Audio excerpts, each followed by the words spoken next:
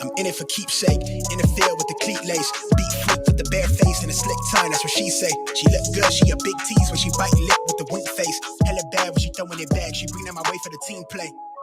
For Pete's sake, I'm above average, I padded my stats. I gotta matter what he say. I'm the 2010 got LeBron James off the backboard, type of bad boy. Hold it down for the task force. If I run his face, you ask for it. Niggas cross need to laugh more. I keep it 100 on dashboard. The live show needed passport, cause the beat bounced to the cap torn. Feel like I live it and fast forward, but I asked for it. Misfit, got a quick lit on a crash course from the tattered garment to the tabloid. Spoke how I live it into existence. I'd be ahead of myself, but the bank account did jump up a couple figures. But like nobody could fuck with us. I'm a flight risk. I play among the stars in the Hollywood Hill, the space station couldn't even get in touch with me. Praise faith that I stuck with it.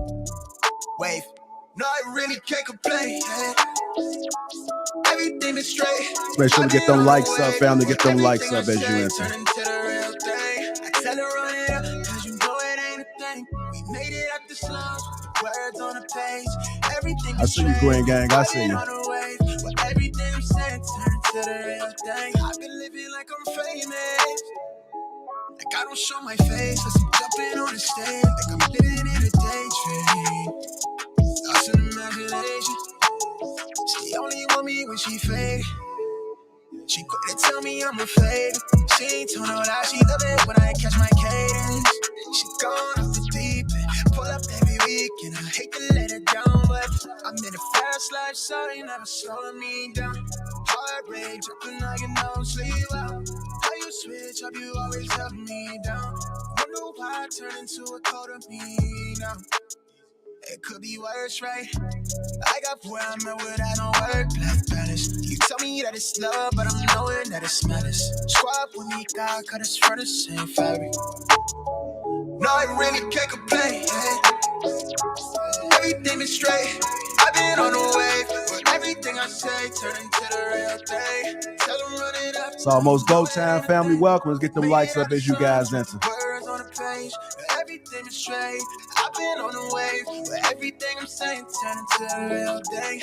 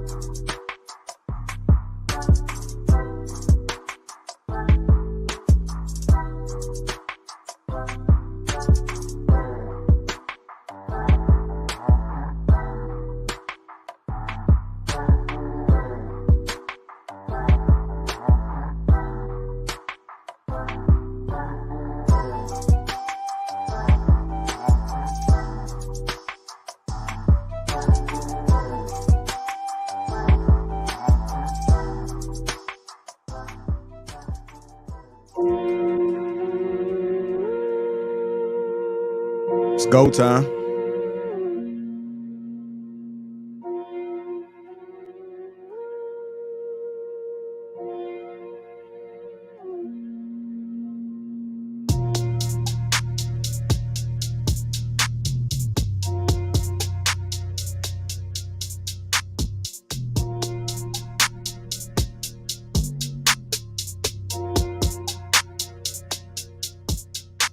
Going on, family? Welcome to King Talking to Lapeef Network. Let me introduce the crew. We got Shan, we got Quest, Ricky Williams, Humble Dad, King Rio, KD Bone, Mr. Let Go, Trigger Mike, me, myself. I'm Lapeef J.I. Welcome to King Talk. Gentlemen, how you guys doing? Good, man. How are you? Be good. Excellent. Thanks for having me. No doubt, man. Good to see you What guys. up? What up? What that, Quest? Yeah. What's happening? I see you sit back in the cut, man. I see them flowers, man. I mean, not flowers, some plants. My fault. Plants. Yeah. My babies. Yeah. I'm definitely digging the new scenery, Quest. Yeah, your neighborhood troll Q. She was like, "Oh, Quest done changed up the scenery. Now that nigga ain't on Thursday no more. I see that little bit more zen in this motherfucker now. You know what I'm saying?" Yeah, ain't nothing wrong with that, man. You got to change up the scenery every now and then, man. Sometimes it just gets boring in your background. Trust me, I know the feeling. My background is boring as hell right now. But nevertheless, welcome to King Talk, everybody. Before we get the show started, shout out to the sponsor, Teej Hanley. Make sure you guys fill the Teej. That link is in the description. 30% off along with a free gift. If you are tuning in for the first time, what we like to do over here is get the likes up as soon as you come in. So let's take a moment, everybody, and get the likes up. I see my brother Logic is in the chat. Shout out to the chat ninja. See the Green Gang is in there as well. Make sure you guys put the green symbols in there and show off for the people that's in the chat. Make sure you subscribe to the channel if you haven't already as well. Set the notifications to all. I'm going to get the show started. Everybody weekend was good? No doubt. Yes, sir. Okay. Yes, sir. All right. Well, let's go ahead and get this show started. Our first topic of the night I want to bring up is growth comes from the E's. Growth comes from the E's. I'm going to put this up there. This is from 19 Keys. I thought it was interesting to kind of break the ice off with this one. It says growth comes from the E's: education, exposure, and experience. Education, exposure, and experience. Let's go ahead and talk about that. You guys agree? Especially for the exposure part. People don't realize how a lot of people stay in their house, stay in the same neighborhood, stay in the same city, do the same stuff, and they don't expose themselves to like new environments, new people, and now they realize that they haven't grown. So that exposure part is huge. Yeah, I'm with you on that. So it's actually taken a turn in modern times, right? So education isn't what it used to be, because exposure is really what's paramount. Exposure leads to education, which leads to you getting experience. Right now, we got a bunch of educated people, that can't really do anything with the education because they weren't exposed to the field that they're even trying to study. So I believe in that exposure part, especially for our young boys. Make sure you get out here and expose yourself to a trade, something tangible that will give you the skills so you can learn the experience. Because I think what young people are going through now is they pay all that money for a degree, which is what we call education, right? Or schooling. They go somewhere and then what do they say? You don't have any experience. So it's kind of backwards nowadays. Yeah, I agree. I'm surprised he didn't add. Why he didn't add? Ricky, why he didn't add environment? That would have been a great E. I can't. Exposure, education, and experience, but environment seems to be more important than all three of those to me. But go ahead, Rick. Yeah, I don't agree with the education portion, because the education, just like what Trigger Mike said, it's not what it used to be. And a lot of times education can hold you in place because of the lessons that was taught are hard to let go. You know what I'm saying? It's kind of like cognitive dissonance. And a lot of times you had that education and this is what your belief system was built off of for this particular trade, skill, function. You know what I mean? And then when you get out in the world and you see it's not really like that, you get kind of stuck in place. You know what I mean? So, but again, exposure and the exposure, and experience. I think experience trumps everything, bro, because that means you actually went through it. It becomes stuck. It's you learn the lessons off of those. I think experience trumps everything. And like Trigger Mike said, and Mr. Lego said, that exposure, you got to get exposed to it to get the experience so you can grow. So that's why I got that from. I'm gonna push back. My bad. I'm gonna push back on the education piece because yeah, if we're talking about institutional education, I'm not really tripping off that too heavy. But like some of us Why are are you guys? Why self-educated. why are all three of you guys going automatically to formal education? Like that's the like I wasn't. each one of the That's what I'm responses went saying. straight to school. Why is education in your minds, brothers, straight to the formal sit in the classroom type education? Are you Well, talking to me, Shane? Because I wasn't. Yeah, I think he's talking to what Mr. Lego, and Ricky said, because Okay. that's what's marketed and that's what a majority of people are participating Yeah, I in think that's the our basic culture. understanding, Yeah. Shannon. Just be honest. So- It's the basic understanding. I know what you're saying, bro. That experience is an education as well. You see what I'm saying? That's educating you too. But what I'm saying is that the formal, old school system of, sitting in class, da da da da, this, that, Teacher, you know what school I'm saying? books, Right. homework. Exactly. Put into you, this is what, and we all know once you get out in the world, 9 times out of 10, now, I'm not going to say 9 times. A lot of times it don't even lean into it that way. You know what I'm saying? Yeah. It's totally, what was the one movie? Anybody seen Constantine with Keanu Reeves, right? He was like, it's not like it is in the books, kid. You know what I'm saying? So Yeah. that's how it is in real life. You know what I'm saying? Yeah, they could teach you a theory and theorize about it, but when you get out in the world, you see you got to approach things totally different. You know what I'm saying? Well, let me add something to the education part. I was talking to somebody today, and I was because I have a YouTube coaching group, right? And he was like, I'm trying to figure out how to do this and how to do that. And the first thing I said is like, okay, what is your foundation? Like, what do you believe in? What is your ism, right? And he's like, I don't understand that, right?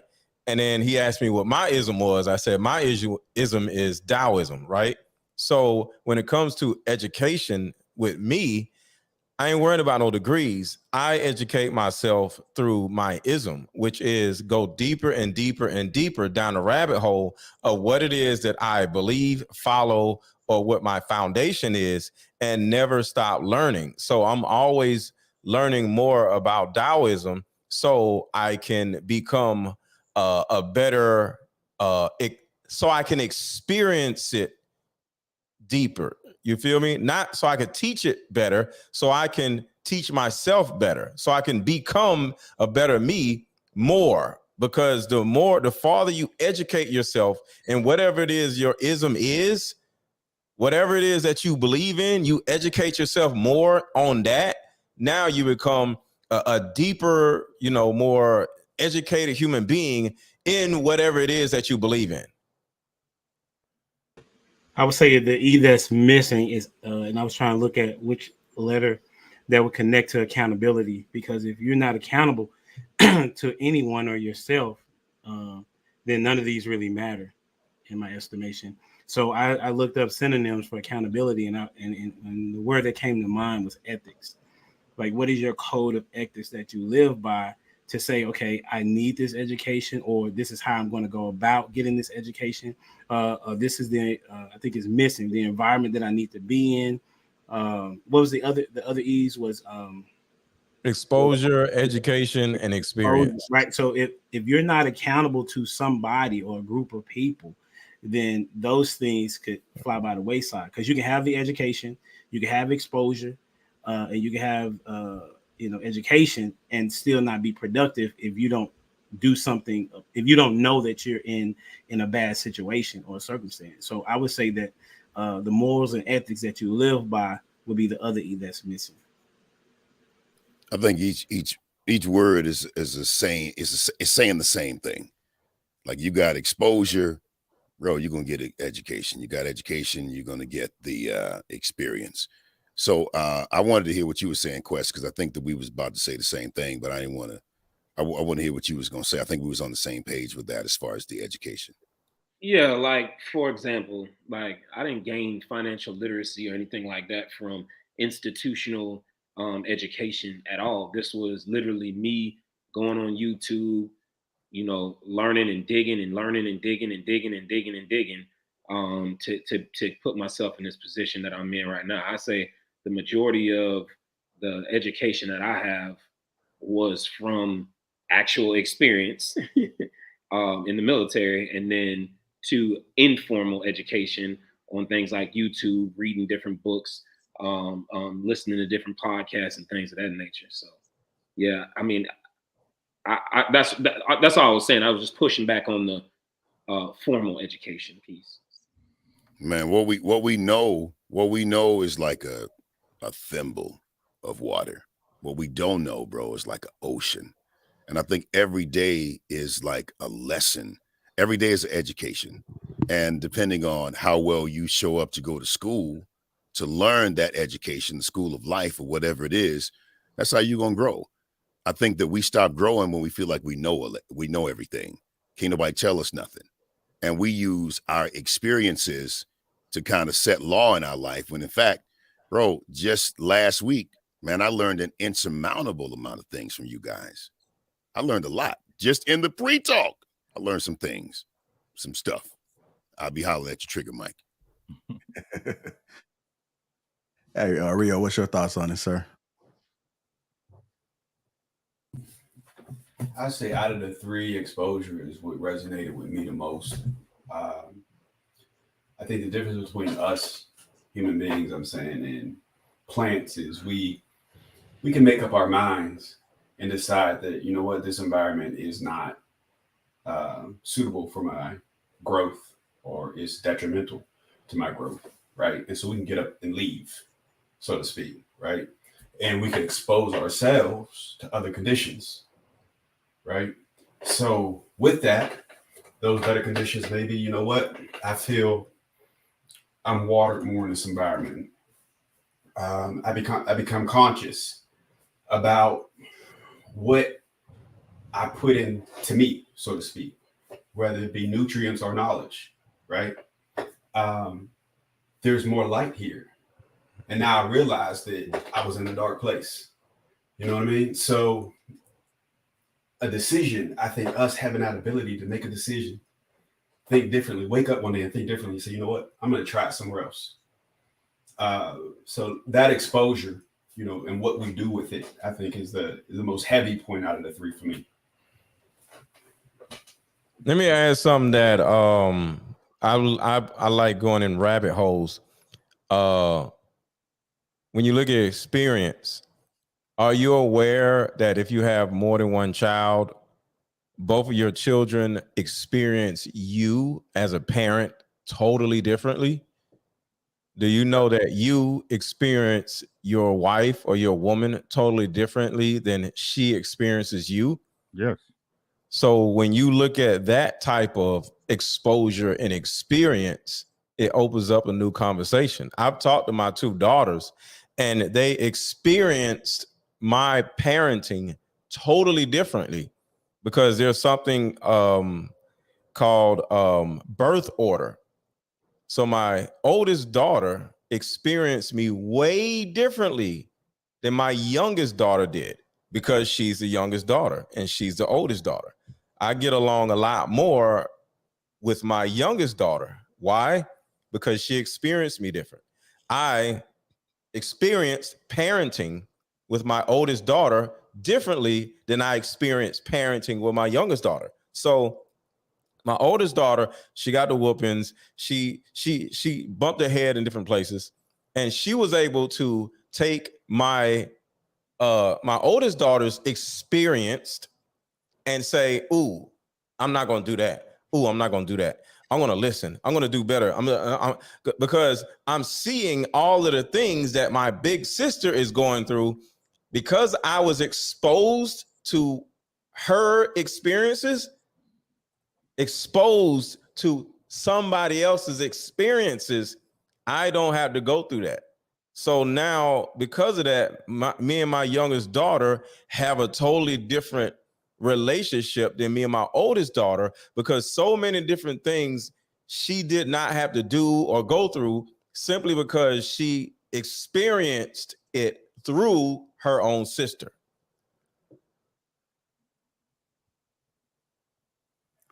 Yeah.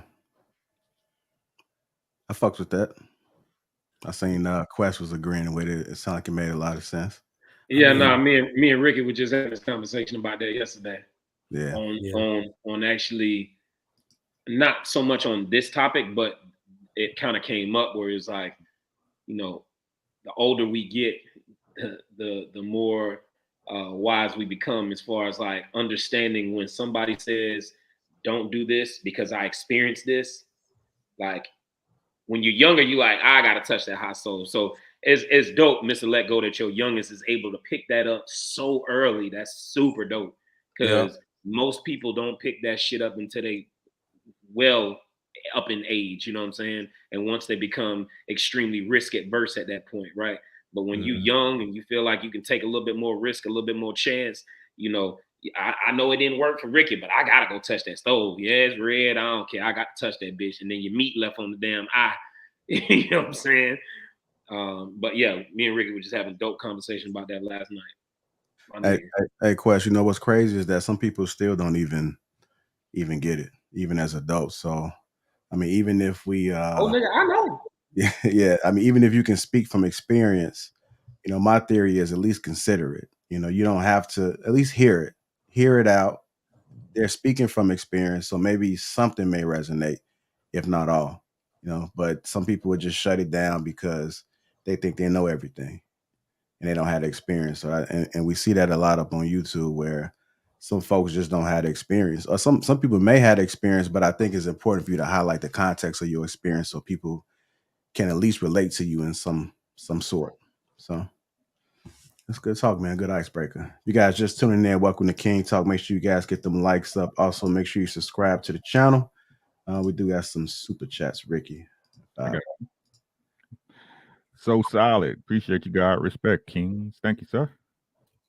Siobhan, what's up, beautiful? RIP PnB Rock. Have a good show, fellas. Thank you, sis. Appreciate you. What up, Q? What's up, cuteness? He said, did somebody say my name already? Them plants fake from Walmart question. Hey, Q, don't play with me. Don't ever disrespect my plants. Ever in your life, nigga. Don't disrespect the babies. Alan Gal again. She said, Dark Vader voice KD Bo. Can you yell for us? I don't know about yelling, but okay. Don't do that shit, man. She is our neighborhood troll. She is our resident troll, bro. Hey, look, long as she paying, I ain't mad at it.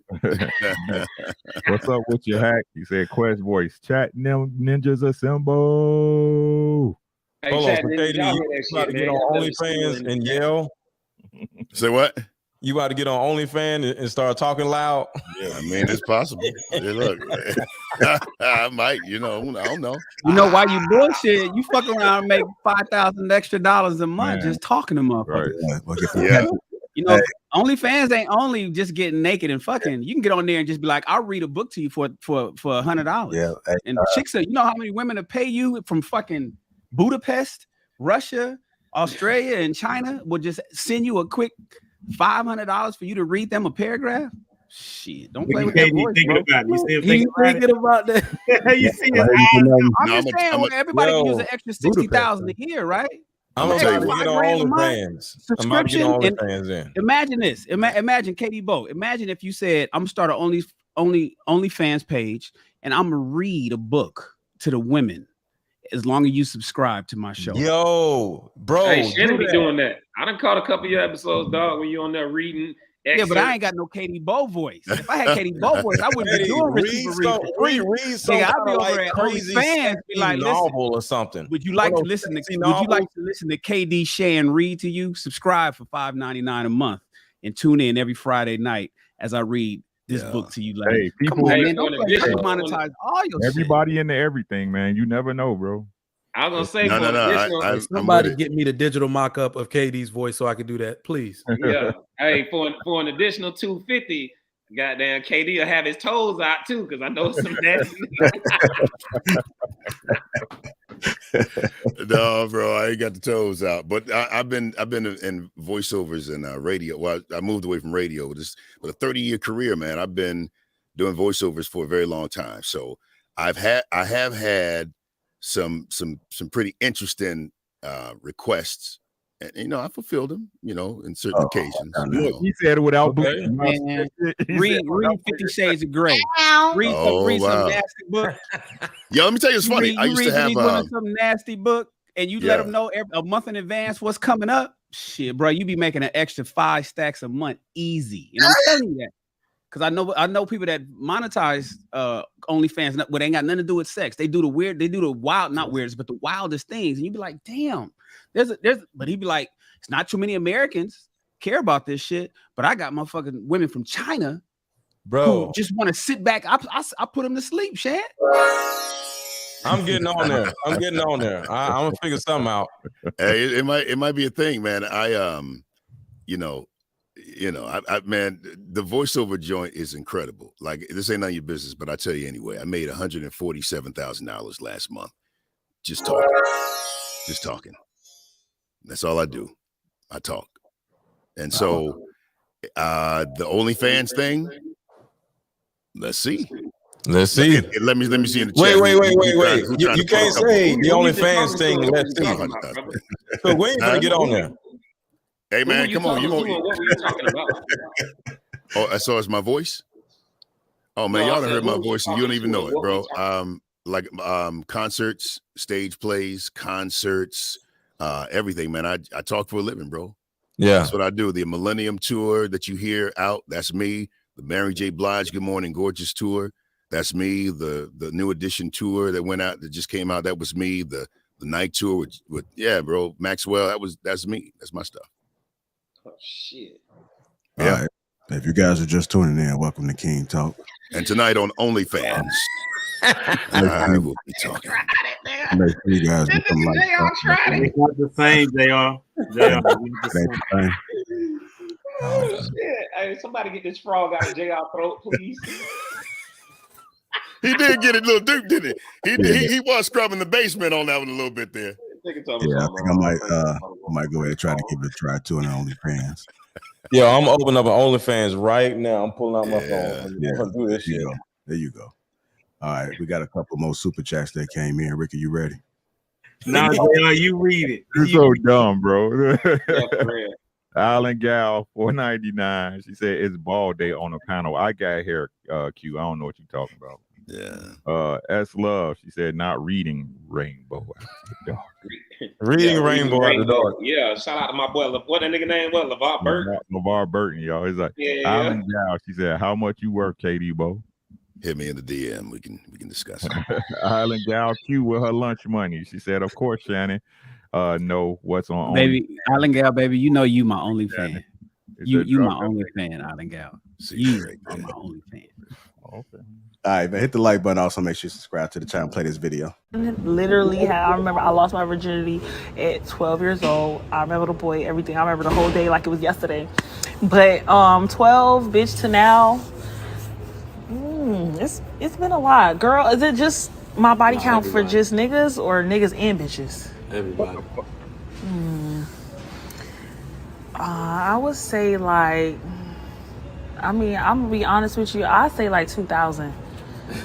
To be real honest, like if you put niggas and bitches, because I done fucked a lot of bitches too. So I be fucking niggas, I be fucking bitches. And you know what I'm saying? Like I ain't gonna front. Like I'm gonna keep it blood raw. Like bitch, probably two bands, 2,000 bitch sexual partners. Absolutely, yeah, it is what it is. You know what? Hey, only God could judge me. I don't give a fuck, bitch. I know you guys are probably wondering why I played this video, but just a little bit of context for the topic. Are there just some things you take to the grave? Are there just some things you take to the grave? That's a lot of bodies, and I'm not even really sure. And she sounded like she was proud of it. I believe she told the truth. I mean, typically we say women don't tell the truth. I think she might be the only one I've seen that told the truth recently. Take to the grave. This bitch is the graveyard. She is a penis graveyard. We're gonna let Ricky start this one off. Oh man. Hey man, you know Ricky, is Ricky cooking? Go ahead, Rick. Look. See, we had these conversations, right? And lady, hey, humble dad. Yes, sir.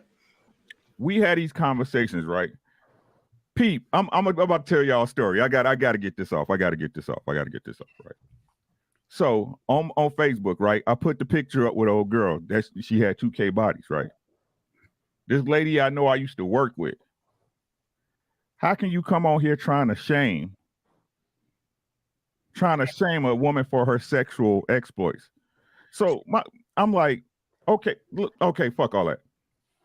How can I shame you with something that's not shameful? Did you hear what I said? Women hear that shit and be like, that chick is nasty, bro.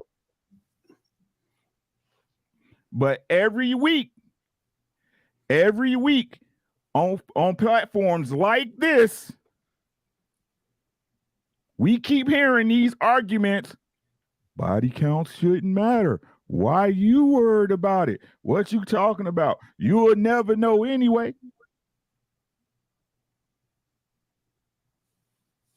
Y'all know it's gross. Y'all know it's bogus. But like I said before, y'all false prophets. Y'all sit up here and defend that shit. Y'all sit up here and defend this shit, ladies.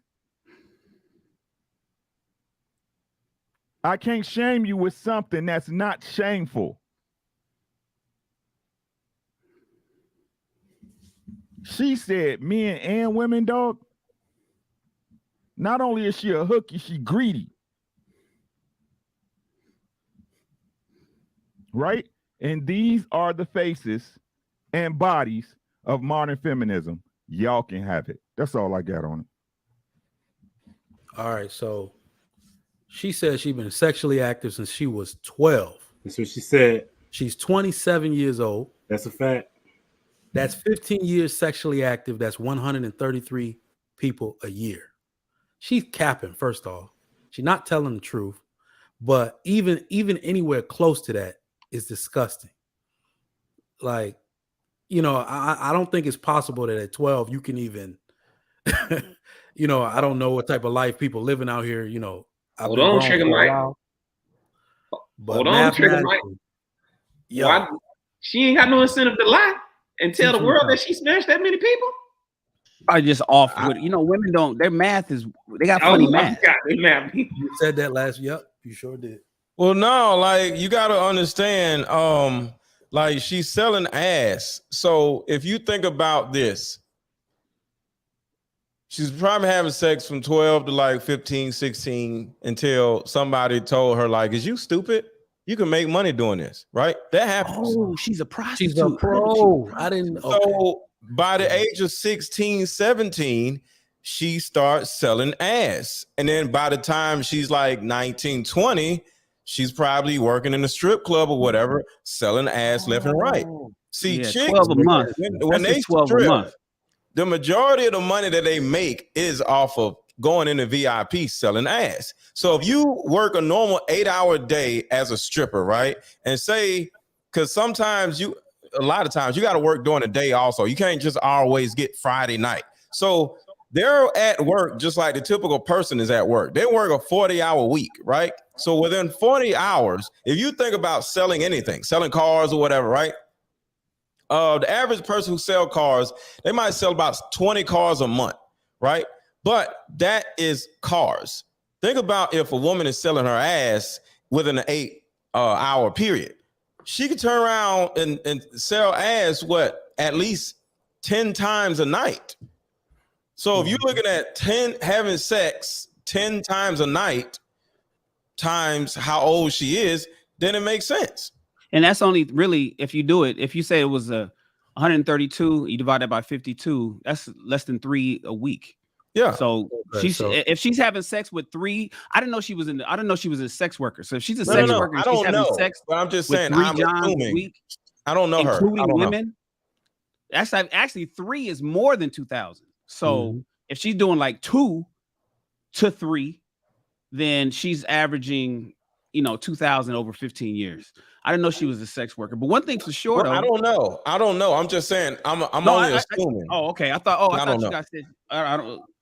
If she's a sex worker, it makes sense. Ass. If she just a regular motherfucker work at Bank of America and shit as a teller. But Shannon, I want you to think about this. If she wasn't a sex worker, she's a full-blown idiot. Because if you don't slept with 2,000 people and you didn't make no money, she's an idiot. So I want to go back to what Ricky said, where he's like, the women will show you that this is distasteful behavior. I want to know, because I'm mad we don't have any women on the panel right now. No upstanding woman would befriend a woman like that. That's my belief. So if body count doesn't matter, I want to know, if that was your cousin, would you let somebody that got 2,000 bodies sleep a night at your crib because they ain't got nowhere to sleep with your man there? Right. If body count don't matter to women, would y'all consider her the homie and hang out? Yeah. They would definitely hang out with her. They would, let's just be real. They would definitely hang out with her, right? And I don't understand why y'all think they wouldn't. The average woman would definitely do that. Now, yeah, they would. So for example, like a person like my wife would be like, man, if you don't get this fucking troll bitch out of here, like, I'm not fucking kicking it with this broad, because birds of a fucking feather flock to goddamn together. Hoe by association. Right, exactly. How the Prince said, if your homegirl a hoe, you are honorary. And I said this on my channel earlier this week, right? Peep this, fellas. Peep this, right? Let's give it to them. Let's give it to them. Ladies, y'all right. Body counts don't matter. Facts. We've been wrong all the time. For sure. That thing popped back, no problem. 500, 1,000, 2,000, right? Body counts, they are. Shannon. Body counts don't matter. Y'all hear me? It don't. It don't. They never did. We was wrong. Chat, I was wrong. So answer me this question, fellas, panels, and people in the chat. Why they ready to break up with you when you fuck another bitch? Their bodies don't count. Good question. Well, they don't count.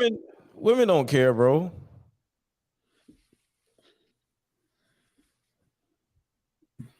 What's up, chat? Women don't care. Yeah, I don't think women care about men. I think the body count don't matter trope is what they saying, that men should think about women. Women don't care about themselves. When I say women don't care, I mean they don't care about nothing. They don't care about their kids. They don't care about themselves. They don't care about other women. They don't even care about what men are doing. They just love to talk or complain, but they don't care. They just be arguing. They just want to go run around just doing shit. They don't care. You know how much disgusting shit the average woman has done? Well, I mean, I'm not in that place. I don't live there. I will say, when I looked at old girl, my challenge is, and we talked about this last week. Yo, man, first of all, yes, there are some things that you probably should take to the grave. That's me personally. I have some things that I will take to the grave. Let's talk about baby girl. Where's the male presence in your life? In her vagina. Okay. Yeah. Well, then there's that. That would make it okay for you to boldly profess that you done had, I ain't gonna lie, 2 stacks. Like straight up. We're see, and I'm telling you guys, we can talk about this and we can make it a big topic, you know, or we can say, in our lives, we got to have a little bit of presence to the people that we have proximity to. Because the people that don't know us, we just talking heads and we don't really know what we're talking about anyway. Okay, fine, got it. But I got a daughter. I'm going to give her as much of the game as possible so that you ain't out here in these streets looking crazy. Because to me, this is crazy to boldly profess that I have had 2,000 men in my vagina. That's a lot. Unless you're a porn star, unless you didn't say just men, she said men and women. Men and women. Okay. So that ain't even the repeats. That's just, so what else do you do for a living? So if you not making money, if you not, to Mr. Let Go's point, if you are not selling it, like straight up, when do you have time to do anything else? Because that's the thing y'all got to remember. She said 2,000 people, not 2,000 times. Bro, I don't think that even matters. It doesn't. 2,000 human beings. Here's the thing. The 2,000 number, that's neither here nor there. If it's 200, she's still fucking disgusting. Let's just call it what it is. She's disgusting. And the fact that she has a following, right? She's a rapper. That means she has influence. She's selling this narrative. So now these young, probably already loose women are like, oh, she got 2,000. Not 78 ain't shit. You know what I'm saying? They're running with this shit at this point. You know what I mean? She knows what she's doing. They're promoting hoism. Do you think you are what you do? And fucking purple hair and shit like that is fucking ridiculous. Do you believe that you are what you do? Do you believe that you are what you do? That many times, yes. I believe you are what you eat, and she eating a lot of dick. Oh, hell yeah. Hey, this nigga Ricky is on one tonight, bro. This girl's this girl. No, he's telling the truth. But this girl is 25 years old. There's no lie there. Hey, think about it. It's not just dick. She's eating vagina, ass. She's eating whatever is available on this panel. We have to recognize: is she what she does? Yes. Mentally ill? Yes. Disgusting? Yes. Sexual addictions? Yes. Out of her damn mind? Yes. All of that. You know what I mean? There's issues there, and so this is the reason why it's just like this ain't even a matter of if a woman is willing to have somebody like that around their husband. Don't come to my house. You know what I'm saying? Like, period. Don't even stop by for a visit. I'll talk to you from the porch. Like, this shit's ridiculous. You got to draw the line with some people. That's what I'm saying, Rio, bro. Tell them, bro. Like, this shit is not acceptable.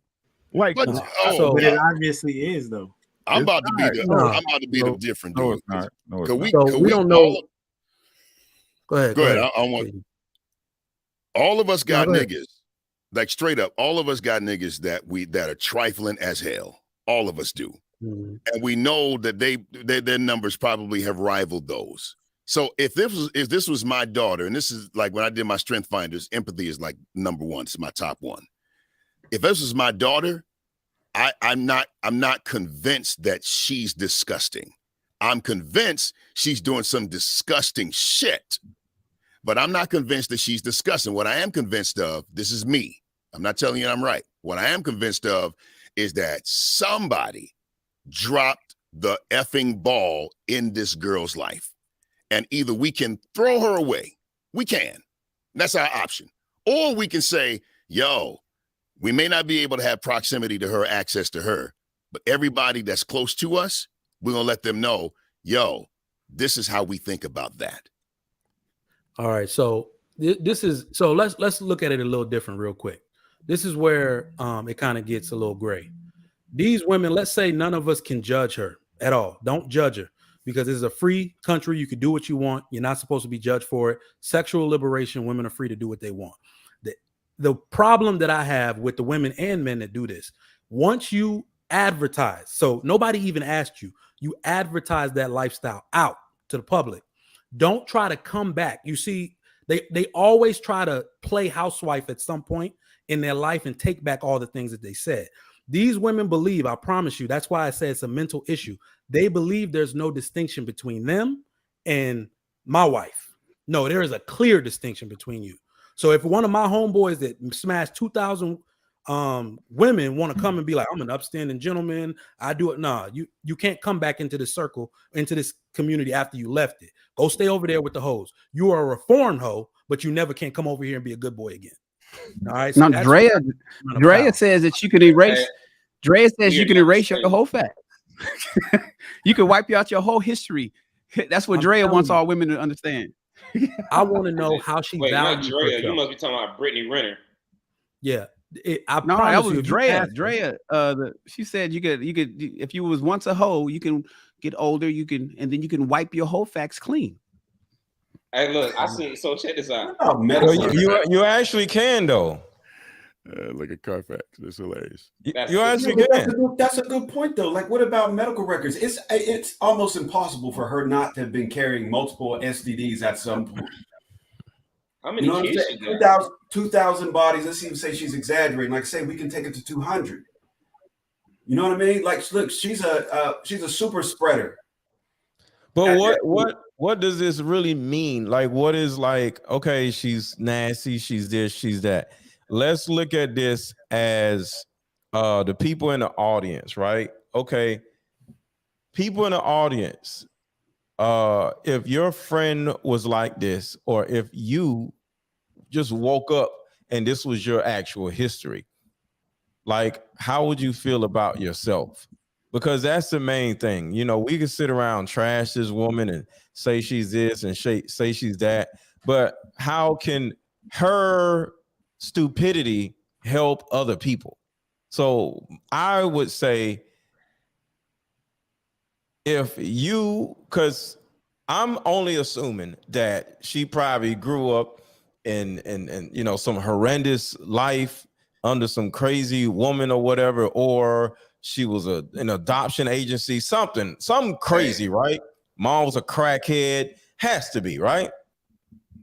Because for her to go that far off the beaten path, it has to be something extra, right? Well, the first thing I would say to the people in the audience who are young and they are around girls like this, because that's what the actual thing is. Young girls are around girls like this. And if they aren't careful, they're going to see this as something fun to do. Because just like she said in this video, she's like, only God can judge me. I don't give a fuck. And it can cause women to say, yeah, girl, I don't give a fuck either. So that's the thing that girls are hearing. Not that I had sex with 2,000 people, the only God can judge me and I don't give a fuck. We got to get to those women and let them know that anybody who doesn't give a fuck about their own body, they're the actual problem. Like, before you even start screwing the dudes, if you don't give a fuck about your own body, you have issues. Even Rick, if you ain't had. I go, Ricky. Hey, okay.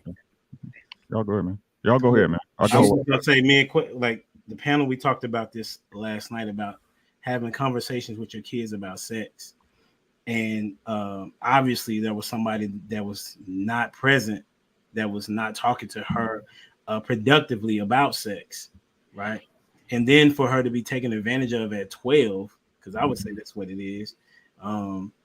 There's some things that does happen. As a school teacher, I knew about this on a regular basis. You know, sixth graders coming in already being promiscuous, right? And so it's sad that she felt so comfortable to say that she had 2,000 bodies. Like, there's a disconnect. That's definitely something she should have saved. I'm interested in wondering why the interviewer asked the question, because I don't follow her, right? Because when you interview, you asking questions as a result of something that had led up to that, right? And so the other thing was when she says, it would make more sense. This is what, when people say only God can judge me. Well, his wrath is greater than man's wrath, to be honest with you, right? So it would make more sense for you to be okay with us judging you, because if it's left up to him, then it's worse than what we got for you, right? And hopefully somebody can get around her, you know what I'm saying, and let her know. And then for the people that's following her and bigging her up, like, that says something about them as well if she's promoting this type of lifestyle. But she definitely should have kept that to herself. But it sounds like if she did it, that there's money that's going to be coming behind it, because she's going to have an even greater following. So I'm gonna say this. Go ahead. Real quick, Katie. I just want to get this out, right? First off, the idea that only God can judge me is stupid as fuck. I'm going to judge you, nigga. If you come on fucking national platforms like this and say you have 2,000 bodies, you best believe this guy is gonna judge you. And I'm gonna make sure that if you are ever around in circles that I'm around, that I'm not fucking with you, that none of my people are gonna be fucking with you. Slide your ass on that way, because this is not the judgment-free zone. This is, we judging the fuck out of you because you decide to sleep with 2,000 niggas on this fucking planet. Okay. I had something else that I wanted to get out, but like I just been waiting to say this for so fucking long, I can't even remember what the other part of it I was gonna say. Go ahead, Katie. I'm gonna jump in here real quick. And I'm noticing. Let me tell you why, ladies and gentlemen. We tell you to get the likes up, because it's algorithm shit. So when you like the button, it presses it, it sends it to other people that's in your network to let them be in on this conversation. So do me a favor, hit those likes, hit those likes, hit those likes, hit those likes. All right, so here's the thing.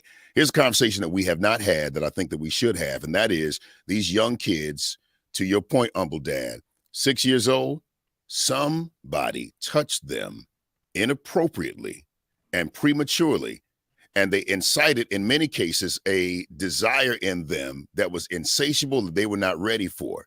And then they got out here and they couldn't handle it. And for many women, and men alike, but specifically women, they call themselves grabbing back their power by now not being the victim, but being the person that's like, yeah, I'm gonna be on the front end of what happens. Y'all think so? Y'all gonna just take it from me? Y'all just, that's all you want anyway. I'm gonna give it to you, and I'm gonna get what I need from that. And I'm saying to you that does not have an end. That doesn't have the kind of end that you think it does. And eventually, you're 25 years old, and by the time she gets to be much older, man, there are no drugs that can fix that. And quite frankly, my conviction, it takes God to really get in and help you get over that kind of drama. Because you're trying to be right. You're trying to fix something that was broken, and you can't fix it like that. All right. Who I do remember what I was going to say. Let me just born again 2,000 body count woman. No one. And let me jump in here real quick. Look, man, everybody got a sad fucking story, bro.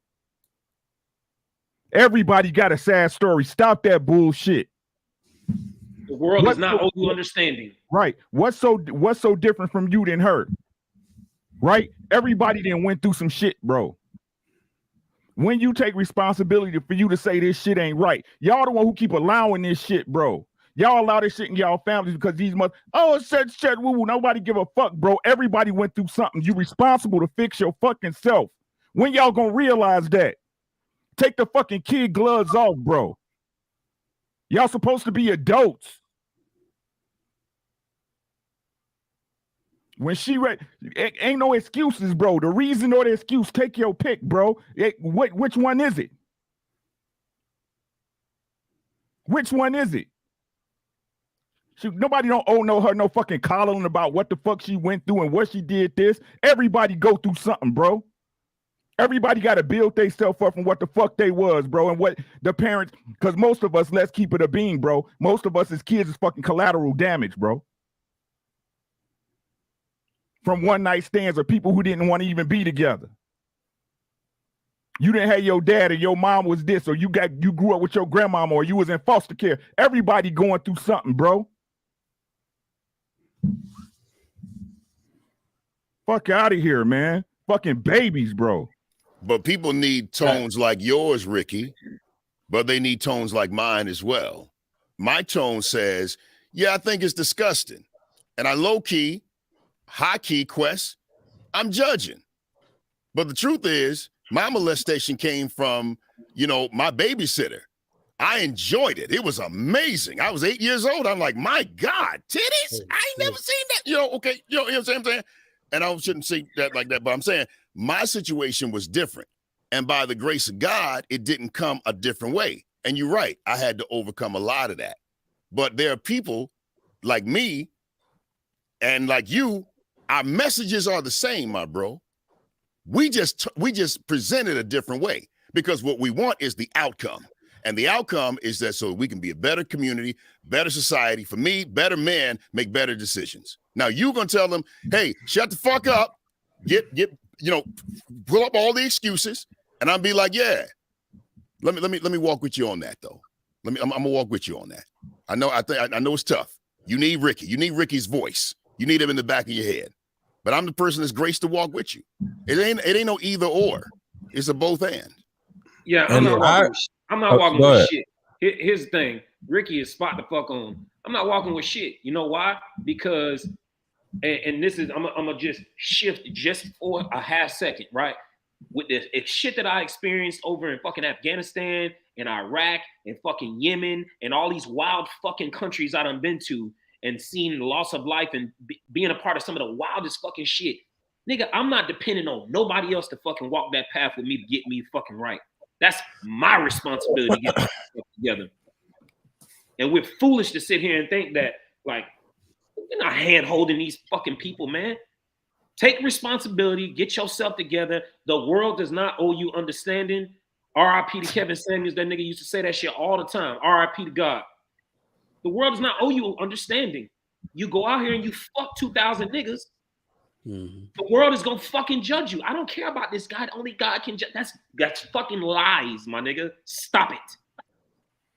Bequest, the thing that I see that can be helpful though, she's trash. Okay, she's where she is in life, but there are, and y'all said it, young women potentially following this woman, right? So we do got to look at it from KD's standpoint and said, okay, she was M'd or R'd when she was young, and then she got to the point where she's like, you know what? I'm no longer going to be a victim of these men. They're going to be a victim of me. And then they start going, and she starts going. That is not. I'm not done. Hold on, what'd you say, Lapeef? We're just saying one at a time. So that okay. Let me get in the queue, JR. Hold on. So what I'm saying is, it's not about her. She's gone already. It's about the people in the audience. It may be a couple girls in the audience like, shit, she living her best life. Shit, I would, you never know who may be listening. That girl ain't listening. She's somewhere where, like, fuck y'all niggas, but it's somebody in the audience that may be listening, and we gotta reach them. And sitting there saying she ain't shit, she's trash, fuck her, ain't helping the audience. So my way of adding input to the audience, hearing this, seeing this video, or whatever, is to let them know that, hey, no matter how many dudes that you smash, you are not taking back your power. You cannot take back your power by sleeping with more men. All you can do is ruin your life even more. And that is a thing that somebody else can learn from, because I'm agreeing with y'all. This woman is trash. But what about the women following her? All right. Right. So all women that are following her right now, listen to these men on this panel. They are telling you that you are going to be judged.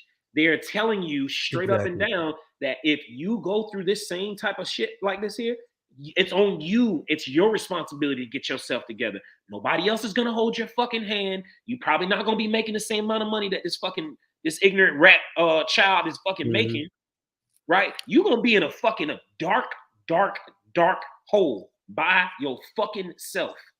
Okay? All right, so let me add to what you're saying. Hold on real quick. Hold on. Let me get to King Rio first. I know you've been kind of. She get married though. And I'm gonna get to you. Oh shit. She get married. She's getting married. Listen, I appreciate, some of the brothers having a good heart about this situation, but listen, that's not my job. I did not sign up to a reform movement against whole culture.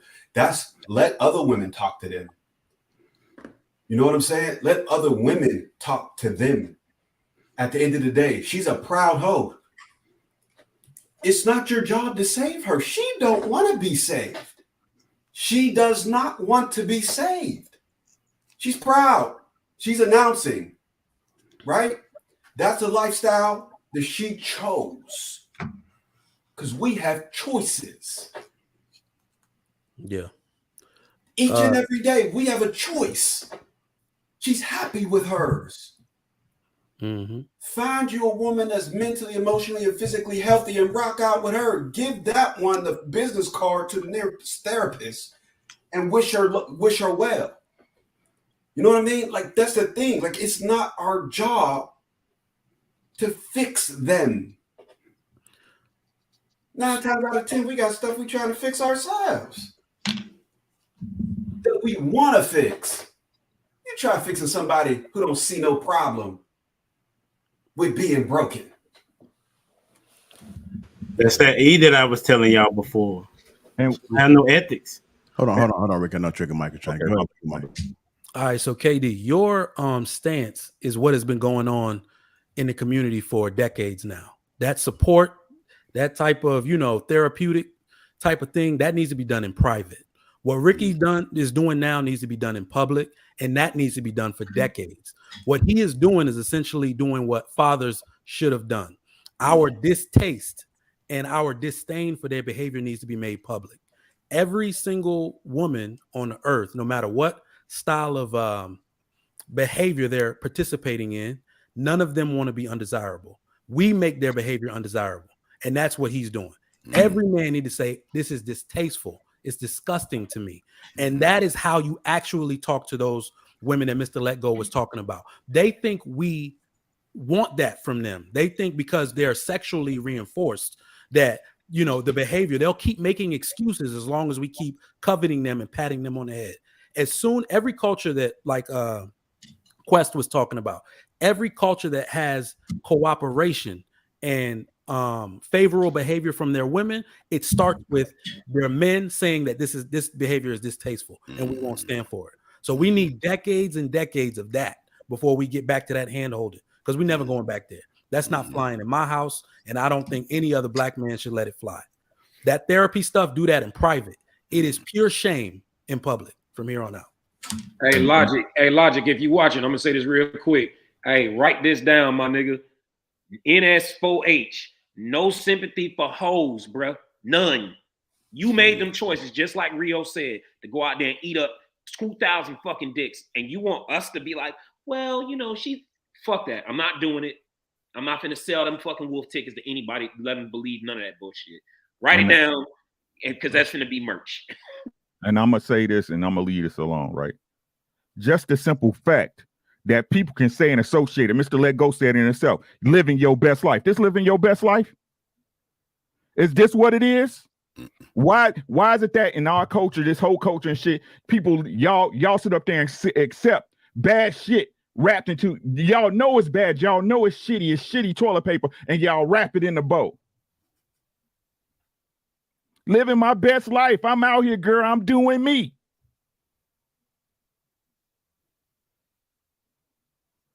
Y'all promote this shit. Y'all promote it. Y'all put it on fucking billboards. And then want to sit up there and make an excuse for it. Well, maybe she was touched. Maybe she was. How many little boys been touched out here? How many little girls that been touched and ain't doing the shit she doing, who found a way to get themselves fixed and get their trauma taken care of? Ain't nobody better than nobody. We all here on this planet. We all came here through our mama's pussy, bro. We all came here through our mama's thighs. Yo, Ricky, the dudes who've been touched, they doing the same shit, just so you know. You don't know that. You're assuming, just like you assumed that she was touched. You don't know if that, maybe she just a hoe. Maybe she just fucked up. Maybe that's just the way she get money. Maybe that's just the way she move. I don't think that's possible. You can't, a person who hasn't been through any trauma, I don't think it's possible for them to actually sleep with 2,000 people. Something had to happen. What happened? We don't know. But at the end of the day, something did happen. And that doesn't make her a victim. But all I'm saying is, to any other person that may have been M'd or R'd by anybody, in their young life, and they feel mad at the world and resentful towards men and being like, I'm gonna get these men back. I'm gonna get da-da-da-da. I'm letting them know, not the whore that we're talking about. I'm talking about the viewers, because even though, like, you don't know who's in here, and there may be some whores in the audience, and the thing about it is that woman can be the martyr, where we're like, yo, that woman is trash. But what about the women that are watching this right now? Because like I said, that chick ain't watching this. These chicks are. So what do we say to them? That's my whole thing. They may have gotten R'd or M too. How do we deal with them, and how do they deal with themselves? That's the thing. You don't know, because I've never been through all that, But what if, since that happened to you, you have a sex drive that is out of this world, and you don't know what to do with yourself? And she sees people like that, and she's like, what? She's confirming how I feel. I want to fuck everything. I want to fuck the damn TV, And she's like, I'm trying to hold back. And she see a sick ass woman out here like this, and it confirms what she already feels about herself. Like, damn. So it's not that bad. So I can't just go out here and just fuck different dudes. So we are here to say it is that bad, And your job as an individual is not to follow your trauma, but go get some help for that shit. We're talking about the women in the chat and the viewers, not that chick. Just keep that in mind. We can actually save somebody else from following this dumbass woman's narrative. Let me tell you what I would like to see happen. I would like to see happen. Move on to the next topic. Final thoughts. Indeed. What I would like to see happen is for us to be able to, especially as men, King talk, right? To be able to have a conversation that is understanding without condoning. I don't condone this girl's behavior. I think it's disgusting. I think I said that. I don't need to say it again. But I am saying I am not one that no matter what you do, I'm throwing you away. But that's me. That's my tone. It doesn't make your tone wrong. It makes your tone your tone. My tone is, and I stand 10 toes down. Yo, here's the thing. If you ever, to your point, King Rio, you can't change somebody that won't be changed. But if you ever decide, man, this didn't work out for me. If you ever decide, yo, I need to walk a different way. And I am here. I want you to remember my tone to say, yo, you can't mess up so much that you can run out of God's grace. You can't. That's me, though, gentlemen. That's me. And so y'all handle it your way. I'm going to handle it my way. And my way is a way to, yo, again, hey, I would never be in that space. And I pray my daughter would never be in that space. But if she did, my prayer would be that I would be able to have the same grace that somebody would have to me when I fucked up. And I fucked up a lot. Totally agree. Did you fuck up 2,000 times doing the exact same shit over and over and over again? Keep it G. What we ain't gonna do is talk about numbers over here. We ain't gonna throw numbers on the platform. We ain't doing that. Hey, I say this, JR, and I'll let you rock, bro. Hey, your God has a lot of grace. See, so when I pray to my ancestors, right? I pray to like my uncles, my aunts, my grandmothers, you know what I mean? My grandparents, my great grandparents, those that I know, right? That are, you know, in a higher place, right? Do you think your grandmama would be proud of you, little lady, knowing that you out here smashing and eating up 2,000 dicks? No, I'm just saying, you know, hey, perspective. You got it, JR. If you guys just tuning in, welcome to King Talk, Lapeef Network. Make sure you guys get the likes up. Also, make sure you subscribe to the channel. We got some super chats, Ricky. All right, guys. Let's go. Alan Gal Q. It's time to call these hoes out. I'll be the bad person. She just like that stripper chick Andrea that was messing with a married man. Oh. So solid. She a Capricorn. Trigger Mike, tell him again. Like Ricky said, y'all liars. Siobhan, what's good? Mr. Let Go, you talk a lot. We care. She's stupid. Tia Marie, body count matters. You can drive a car, tune it up, get new tires. What's the maintenance plan for her body? Ain't no tread on them tires. She foul. Dub Will, so at 2K bodies, does the poon even have walls anymore? Is it just a dark abyss? Listen, that's not. Let me real quick. There's no empirical evidence that sex loosens pussy. A lot of guys, you know, that's a child thing. That's a schoolyard thing. But pussies don't get loose. They don't get loose because they get fucked a lot. I just want to put that out there. You know, there's a lot of wives out there that's getting smashed by their husbands every day, multiple times a day. You know, a pussy is like a mouth. Does your mouth get loose because you talk more? Because you yawn and you eat? So just know that it returns back to out your mouth. It would. No, just and if you don't shut this science shit up, I'm just saying, you know, because everybody, oh man, she's smashing, so her pussy must be loose. That's adolescent thinking. You know what I'm saying? It's no, you can have that's not how pussies work. Just like the more you talk doesn't mean your mouth is gonna be saggy one day. You got to get your mouth tightened back up. Man. No, motherfucker. I've seen some pretty saggy mouths. Facts, Katie. Doug Will, what's good with you, my boy? He said she only 25. She trying to break Pete Rose record. God damn. She 27. AMG. She was on No Jumper. She's an up-and-coming rap artist from Miami, Florida. She said she started stripping at 15 years old to help pay the bills at her mama house. She just killed her career in King one interview. 2000, but body counts don't matter. Laugh emojis, crying. Island Gal Q, humble dad, or her mama was a hoe and she wanted to be like her mama. Insane one. Did King Rio said she a super spreader? Yes, he did.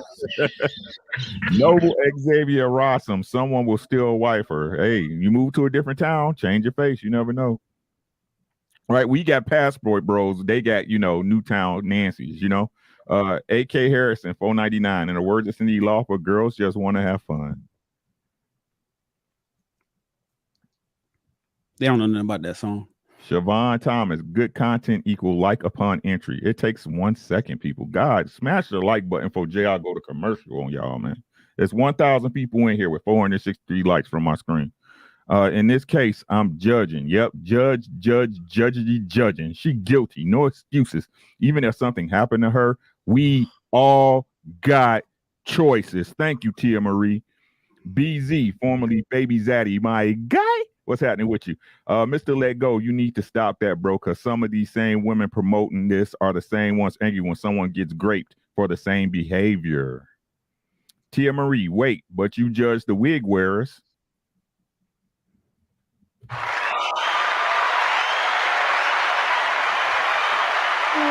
Hey, they got a point, Mr. Let Go. You do be judging the fuck out of them wig wearers, boy. Insane one, my boy. He said you're often defined by those you associate with. Miss Parker, condone and condemn are not the same. I may condone her actions without condemning her. You may or you may not. I'm gonna put may not in there for you. I hope she meant may not. I put may not in there. Maybe you ain't have enough characters. I hope she wrote Emmanuel Eburn. I'm gonna assume that that's what you meant. Emmanuel Eburn, $5. I seen BMF throwing money turn good girls into pros. Okay. Johnny K, there's 1K people on the chat. She banged 2K. Damn. Highland Gal Q. Shannon, a married woman, adapts to her husband's peen. If you smash in all different sizes and shapes, it won't be like a virgin poom poom. Stop. That's not how it works. You should know better. Women should know better than that shit. Stop. That actually is how it works, though.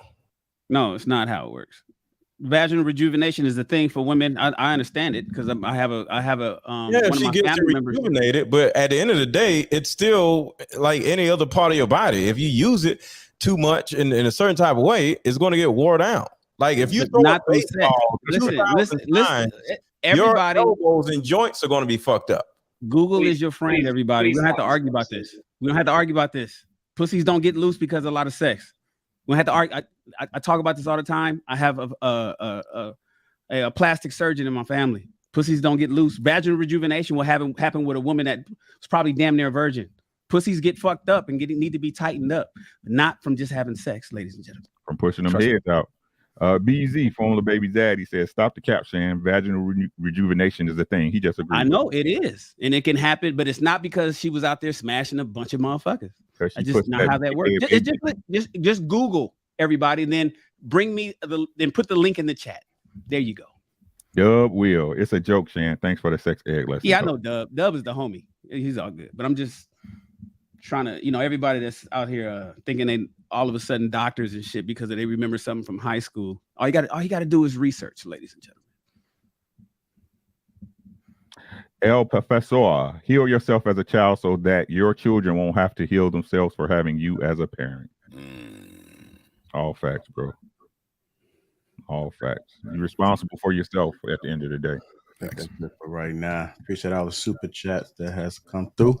Make sure you guys hit the like button. Heard the likes are down. Hit the like button. Also, make sure you subscribe to the channel. And moving on to our next topic. And this is I'm hearing an echo. Everybody mute up. This is not has sexual partners, but do you guys think the more partners a woman has, the more people she compares him to? Yes. Yes. I've been saying this forever. Yes. Yes. Yes. All right, go ahead and expand on it. And isn't it some science? Isn't it? We talk about pair bonding and all thing. I know Mr. Let Go knows a lot about this because he counsels a lot of these women. So isn't it something about pair bonding? The more sexual partners that you have, the more difficult it's going to be for a woman to be able to be sexually aroused, sexually, incentivized to fuck you, because she's thinking about a whole bunch of different motherfuckers. Ladies and gentlemen, I know you guys sometimes think about a different motherfucker when you fucking somebody else. Maybe you do. Fellas, sometimes you probably got to think about fucking a different woman just to come. Yep. So I really think it's funny. Well, not even funny. It's interesting that they release the same hormone that they release when they're giving birth, so they can bond with the child. So that to me is very strong. It says a lot. That and I believe, Mr. Letgo, I think I watched your piece on this. So correct me if I'm wrong. The more sexual partners they have, they lose their ability to have that hormone affect them, and now they're looking for like dopamine, like a man does when he's about to ejaculate. Yep. That's crazy. So it's like, women naturally want to have babies, have family.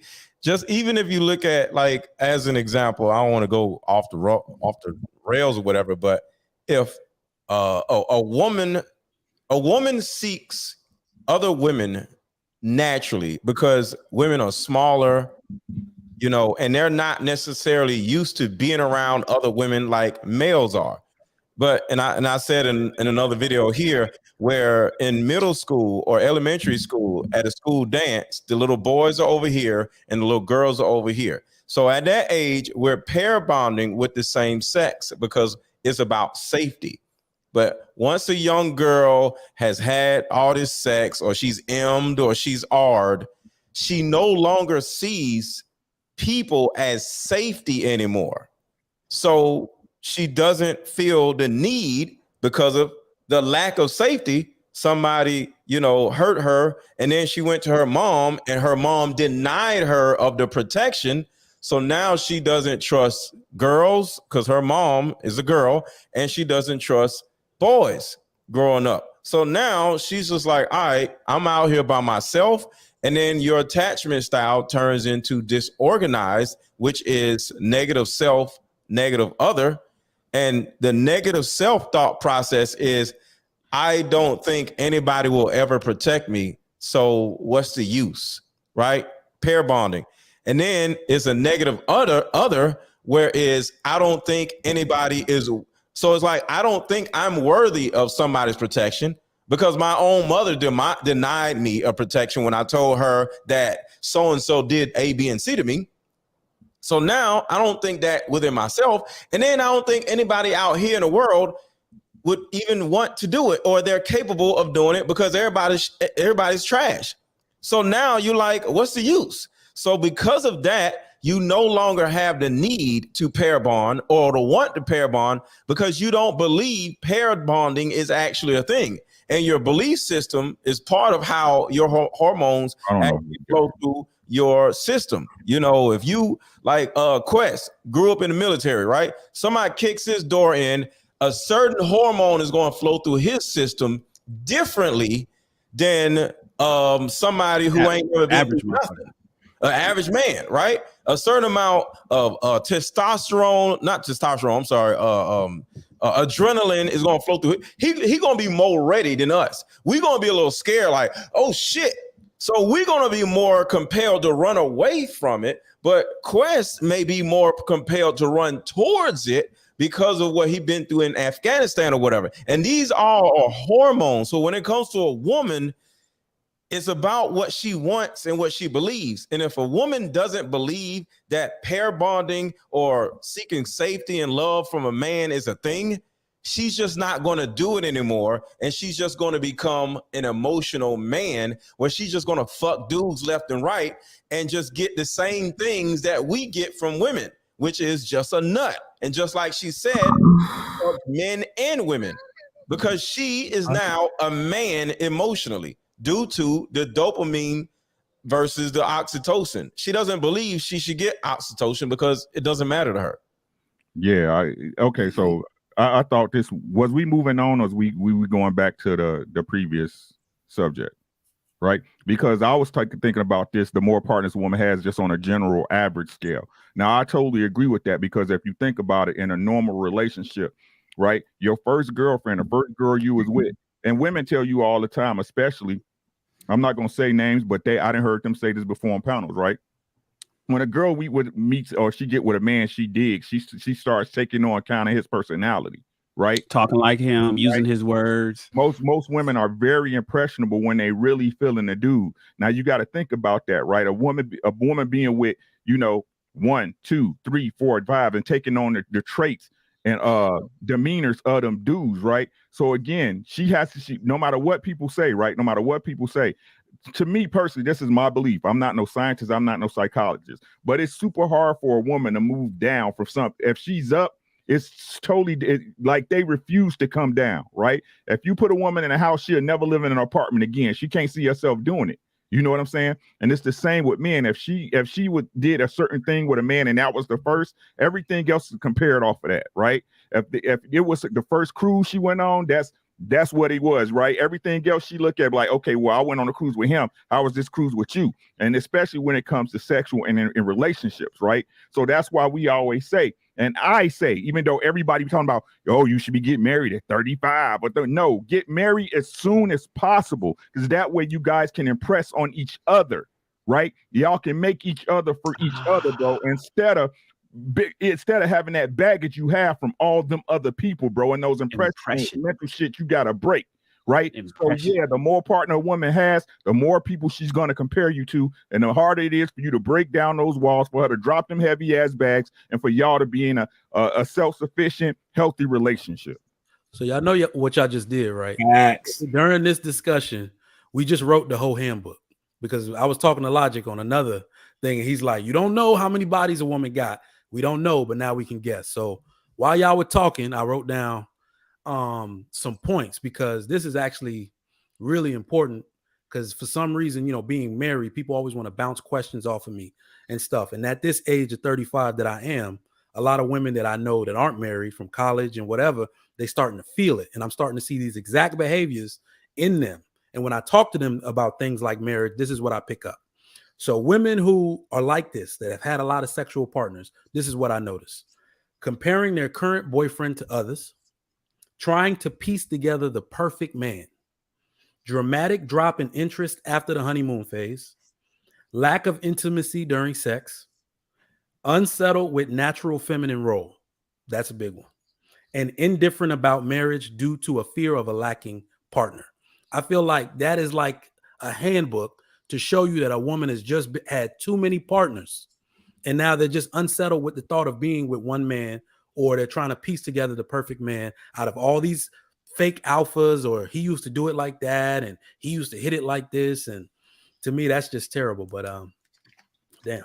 But trigger, that's what they're selling. That's what they're selling and targeting Black women, particularly the sexual liberation. Fuck as many guys as you want. It's okay. Have fun. Have fun, ladies. Hot girl summer. You come back around and settle for a man later. That's what they're selling to our girls. They're selling that shit to them. He's right. I mean, he's right. And the thing about it, like for us, man, straight up, it's like and for women too, it's the dopamine. That dopamine is a neurotransmitter, bro, and it creates grooves in your brain. And the more, like just watching porn alone, man, you start creating more, and the more dopamine you have, the more you need. And that's so, a fact. Yo, bro, so it's like you constantly chasing that high. And I mean, you can reset it, but you got to stop.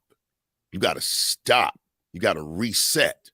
It can be reset, but honestly, man, you got to stop kicking it with so many people, because you're right.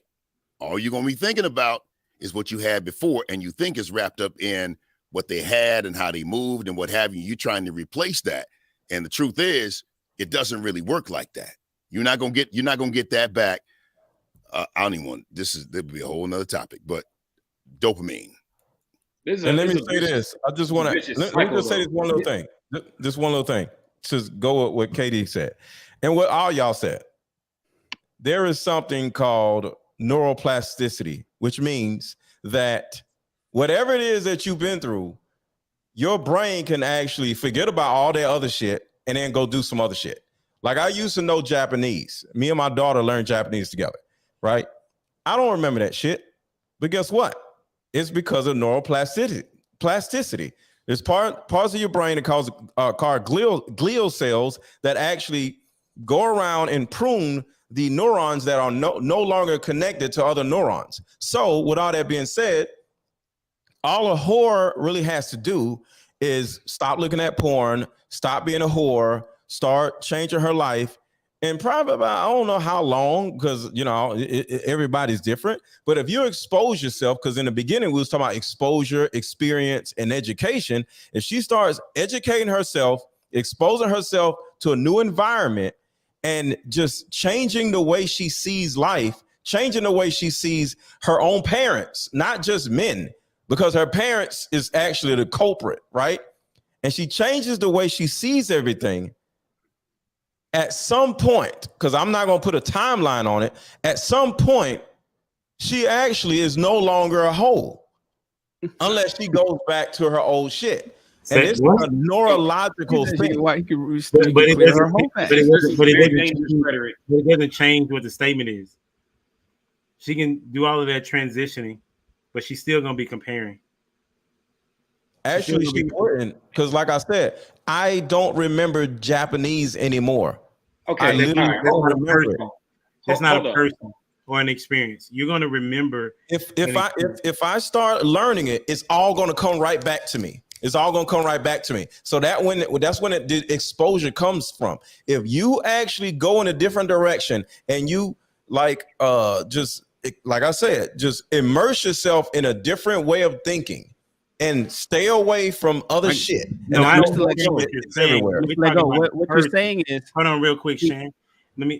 What you're saying is that that dudes on the stage have changed. And, well, we'll talk about you specifically. So you're saying that the women that you have slept with before, you have not slept with them since then. You forgot about who they are. I literally forgot about how the pussy is. I forgot. Yeah. I literally. You don't know who they are, is what you're saying. I know who they are, but exactly. I don't remember how the pussy was. But that's not. But what? Okay, I doubt. Okay, well, if you say that, all right. But if you remember that you had sex with them, you have an idea of who they were, even if it wasn't sex. But you encountering them, you have an idea of what their personality was, even though you have not been around them. So it's not the it's not. She had 2,000 people. There's no personality. She don't remember nobody's personality. She slept with 2,000 people. Yeah, I'm not. Well, yeah, I'm but saying it's enough of them. She's able to compare, even if she was to change all the things in which you said, because you're talking about you're talking about an experience that you're having as we talked about sex, right? You're not talking about like learning Japanese, right? If you don't use it enough, then you're gonna lose it. Right. And that's exactly what I'm saying. Right. See, but with her, let me say this. Not the same thing. Let him finish. Let him finish, Mr. Okay, go ahead. Let him finish. But I'm just saying that's not the same thing because I as a teacher, right, when I'm communicating and talking to the students, I give you a prime example. Like I'm trying to remember 100 and some names. I can usually remember those names in a matter of about 2 weeks. But if I don't use those names, right, it doesn't mean that I don't remember the person. I just don't remember their name. But I remember encountering this kid because he's in my class, or even if he has left my class or she has left my class, I still remember who she was, not necessarily her personality. So what you're saying is connected to Japanese, but it's not connected to a person. And so she's connected her body to a person, which is different. So let me go do some pushback to that. Like I said, if a woman has had sex with that many people, she don't remember nobody. She don't remember nobody. She don't even remember the best sex she ever had. Now we talk about a typical woman. Okay, that's a different story. She might remember this guy because of, like you said, the experiences along with the sex. All right. But if a woman is a full-blown hoe and she literally wants to change her life and she goes over here and she's in a totally different environment, and she's exposed into that environment, and she actually accepts it, at some point, she can literally change Everything. And then going back with what Shannon said, if that is true that your pussy don't change or whatever, shit, her pussy is still straight, which I don't agree, but hey, I didn't look it up, so I'm concurring with you. If the pussy is straight, and if your mind is straight because you've been exposed to a different environment for a certain amount of time, you good. But as long as you don't allow yourself to relapse, because any person can relapse on some dick or on some crack or on some weed, on some cigarettes, but you can relapse. But as long as you stay focused on what you want to do, keyword want to do, everything in your life can actually change. It's people who've been in car accidents and half their brain is gone and they still can operate with no problem. Mr. Let Go, what you doing, brother? Is Rio, so he can try to get in there. Go ahead, Shan. Okay, well, what you doing, Mr. Let Go, is you're just like Humble Dad is saying, and even like you saying, the sex itself is the experience. It's not necessarily the people and all that, and the sex itself. So what you're saying is, if you take this woman, this hoe, and you bring her over into a new environment, she won't be a hoe no more. But as long as she's having sex, that's the experience that she's having. What you said was that the neurons get trimmed. They don't get trimmed, they get deactivated until they're reactivated. You don't forget how to swim. You don't forget how to ride a bike. And believe it or not, you didn't literally forget Japanese. You just been taken out of the environment. But if I send you to Nagasaki, if you go to Tokyo tomorrow, your ass is gonna be speaking fucking Japanese in a week. If I go to Tokyo, so you prove my point. But the point is, the neurons are being reactivated because you're in the environment. Yes. She's gonna have sex the again. Environment is the bed. Yes.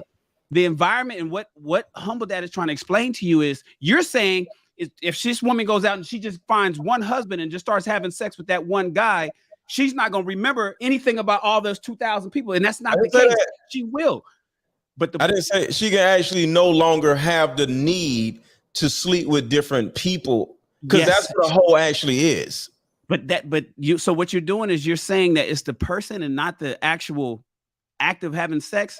I don't agree with that. I guess we'll just have to agree to disagree. Go ahead, Rio.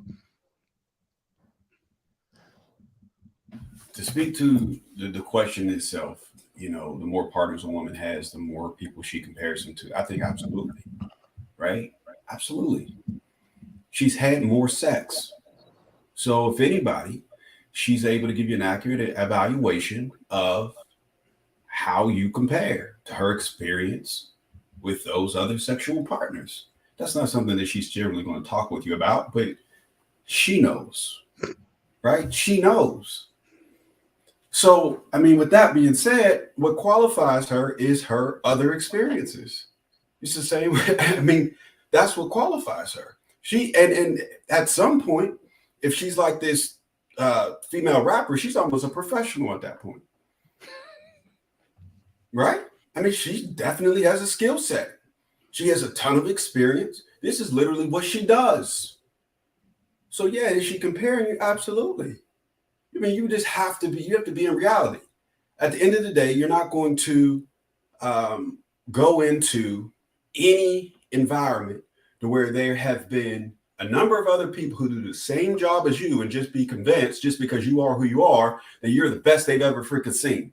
You know what I mean? Like that's not the reality. It can be, but the truth of the matter is, there have been other people who have come and done this same job, and based off of the quality of their work, they're able to compare how you amount in that role.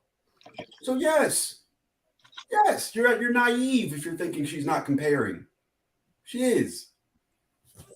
Hey, I'm gonna let Ricky go ahead. I want to right after Ricky. I've been waiting. And I want to preface this again. I'm not no scientist or no psychologist, right? But getting penetrated is totally different. If you ever been stabbed or shot, the bullet can get taken out, the knife removed, but you still feel that shit. You still feel that shit. I got stabbed in the lung, bro, and I still get phantom pains, right? So don't tell me that her getting penetrated and shit can just be wiped. I gotta think of myself like the pain I have when I get when my lungs start hurting, right? The mental gymnastics I have to perform just to go ahead and fight that pain off, knowing that there's nothing there. So, yeah, that's all I get. All right. And So remember, you're talking about pain and not. Hold on, Mr. Let Go. That's Hold not on. pain. Hey, let go. Hold on 1 second, bro. So I think what you're saying is very dangerous. And I think you slightly contradicting yourself a little bit based off of the two different topics that we just went over. In the first topic, you saying, well, you want to get to a space where, well, first off, you said that, yes, she's still a whore and she's all these different things, right? That's what you're saying from the first situation. Woman that sleeps with 2,000 people, she's a whore. Don't agree with it.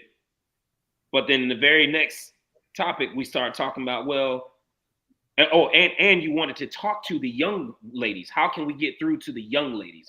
That's what I want to hit on. How can we get through these young ladies to help them and stop them from, doing the same things that this 2,000 body count woman did? Well, what you're doing right now is you're okaying that they do their shit, right? Hey, you can go out here and sleep with 2,000 niggas right now. And if you take a step back and you stop fucking niggas and you stop doing all this other shit like that, you're a born again fucking virgin. Now, this is fucking dangerous.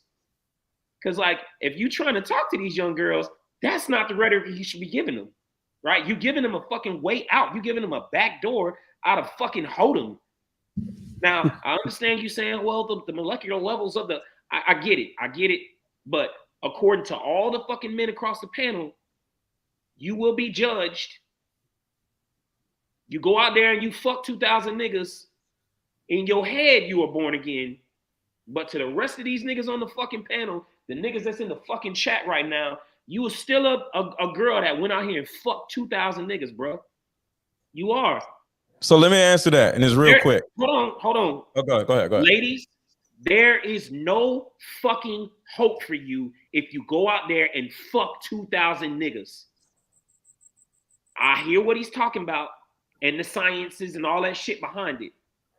But we don't fucking care about the goddamn science. The niggas that you're trying to go after, the dude that you want to be with, he does not care about the fucking science. That shit only works in your fucking brain. So let me say this. I'm agreeing with you, Quest, because it's two different parties. It's her habits, how she feels about herself, and her future. And then it's the dudes that would be stupid to actually be with her. So it's two different parties. So the first thing I was saying, and I said this on when I was talking to Brittany Renner, you're a hoe.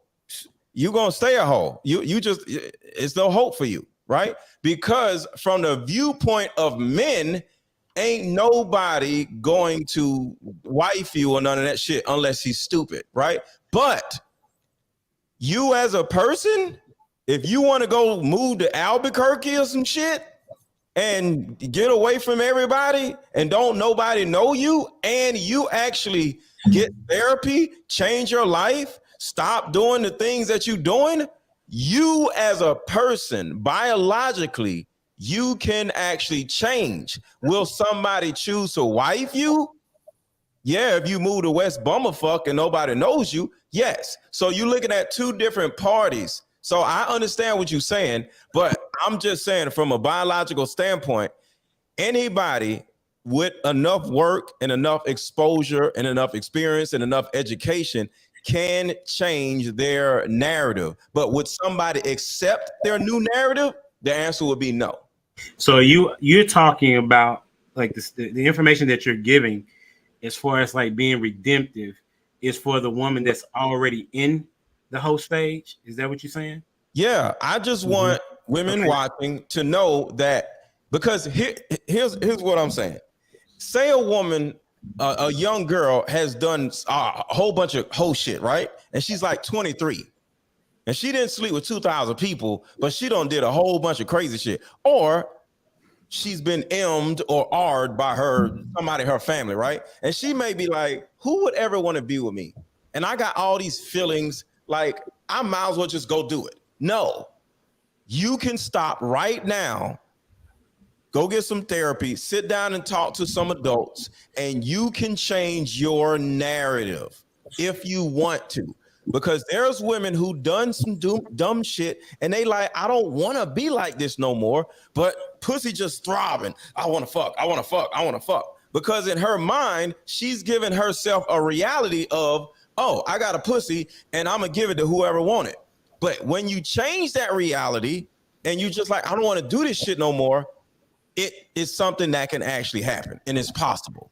So I'm out here in Los Angeles, out here in LA. There's a lot of women. I want to answer real fast. Hey, how y'all doing, everybody on King Talk, gentlemen? Everybody, Mr. Let Go. Not see us go, y'all. Got it. All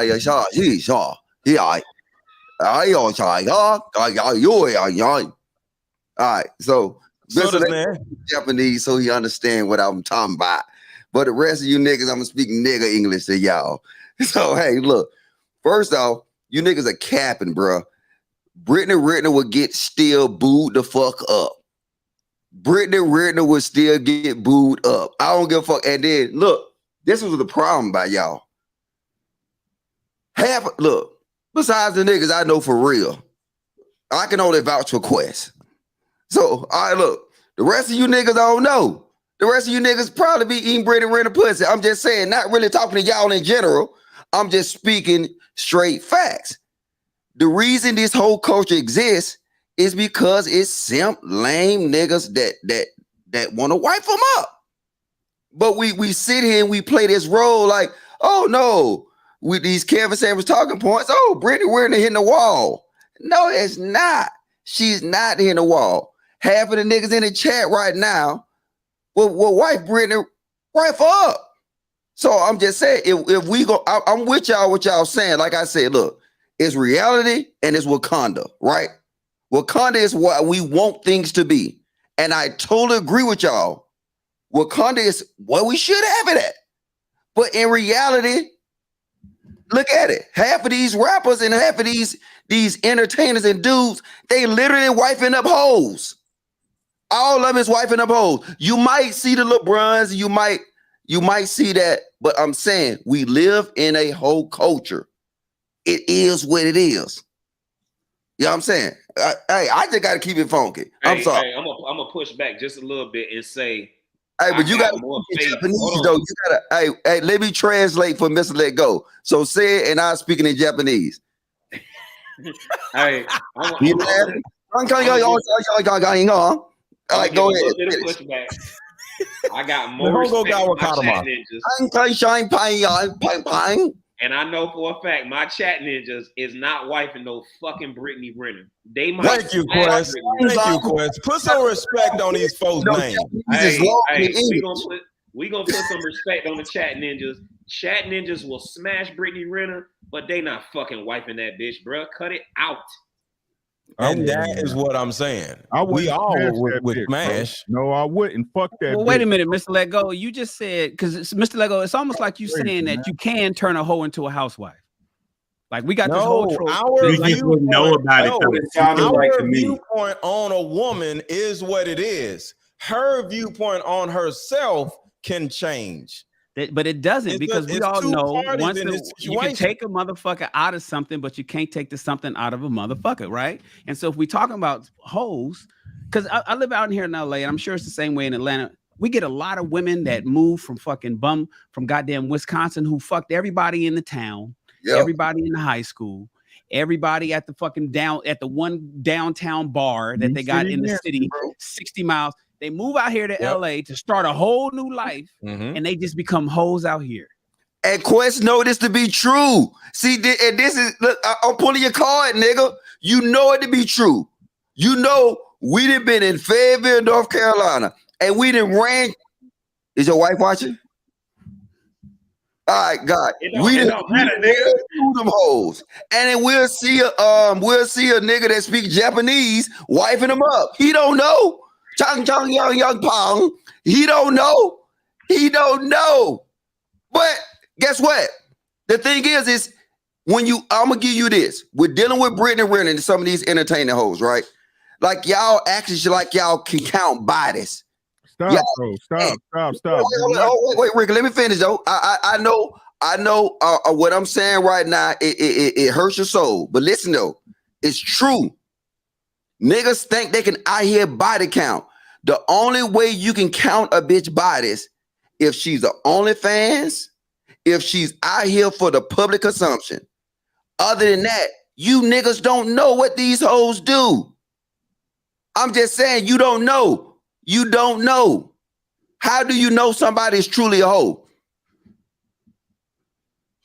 I don't know, Mr. Lodge. It seems like you be arguing by yourself because you be saying stuff. We saying shit that we ain't said. No. We can go down that rabbit hole to how to figure out if a woman is a hoe, but that's a totally different conversation. Hold on, like before that goes on, let Ricky go ahead and get his piece. Let me make my point, and I'm gonna kill this shit. I'm gonna shoot this shit with an AR, and if I hear this shit again, I'm gonna flame your ass. Stop bringing up that celebrity bullshit. I don't give a fuck what celebrities do. They're not me. Y'all worship them motherfuckers. I don't give a damn. Stop saying that bullshit. What, Brandy, all them fuck them motherfuckers. They already move in a certain circle that you shouldn't be moving in the first fucking place. Stop trying to be some shit. That's some bullshit, bro. Fuck that bitch. I'm with you. Wait. You moved it though. You moved it. You literally is moved it. Listen, no, wait. Hold up, Ricky. Chung pang. Kang yang pang. Doing that shit, nigga, don't come that on shit here. don't apply to me. Stop saying that shit, bro. First of all, that's Chinese and not Japanese, just so you know, bro. I'm with what you saying, but Mr. Let Go just literally brought up the Brittany Renner chick. But this is the problem what you got to realize, Ricky. The thing is, yes, Brittany Renners, they are people. But guess what these hoes is modern day life after? Brittany Renner, the city girls? No, you can't get past that. Superhead. They are modeling themselves after these hoes. These hoes are their role models. So unless you can tell me that Cardi B, Brittany Renner, the city girls have no effect on these young girls' lives, then my point fall flat on the ground. But you know, and I know the way these hoes move, they move from the beat of the drum of these celebrities. So tell me I'm wrong. And did I say you was wrong? I'm telling you, it don't fucking apply to me. It don't apply to you. No, it don't. So stop putting that shit off like it's facts and it applies to everybody. And fuck Brittany Renner, fuck LeBron James, fuck all them fucking celebrities, bro. Fuck all these people that y'all want to RIP who ain't gonna RIP you the fuck back. Huh. But Ricky, you can't get past that in the black community. For our women, these people are the standard. So they are your standards. They're their standards. I'm with you. I don't give a fuck about that shit, bro. Right? But guess what? Fuck them. But you know what? You can say fuck the city girls, but guess what? Is you gonna say fuck the 350,000 young women that's modeling themselves after city girls? I see what he's saying. Hey, so I see what he's saying, Ricky. Like he's saying, like, yeah, you, especially like in your phase in your life right now, you ain't thinking about them folks, but that is not the majority of our society, is what all he's saying, and we can't ignore that. Quest, this is not my argument, my guy. And Mr. Logic, my point is what I've been saying all the time I've been up here, bro. When will y'all start defining your own fucking reality? When will y'all stop using these people as a standard, as a measuring stick? They shit don't apply to us, bro. Oh, right. No, that's what I'm Ricky, you're wrong. That's a fact. It does. No, if you look, trust me. If this wasn't like you said, reality is that they got millions of young women that's following their every track, right? That's true. So now, if you can say fuck them, but the thing is that they got a million other them that they create. So how can you say fuck them? They don't apply. They don't matter. No, they do matter, because you know what? I'm gonna tell you how much they matter. Let them hoes clean their act up, and then watch the impact they have on these. See, this is the problem with y'all. Y'all think we live in this Wakanda. We don't. We live in it. We live in the United States of America, and it's full of shit. So guess what? Every time you walk out your door, every time you send your kids out the door, they are influenced by the city bitches. And guess what? And I said, fuck the city bitches. But guess what? The city bitches got millions of ears. Them little dirty bitches podcast be the poppin'est podcast right now. The little Carisha bitch, she got the #1 trending podcast. But you saying she has no influence? No, she does. She do. She can say he's not saying that she doesn't have influence. He's talking to the individuals such as the 365,000 women that you're talking about, saying to them, don't let this be the person that you look up to and aspire to, because you are not like them, and more than likely probably will never be like them. That's who he's speaking to. He's not speaking to the individuals such as he's not talking to you specifically, and he's not talking to the Britney Renners.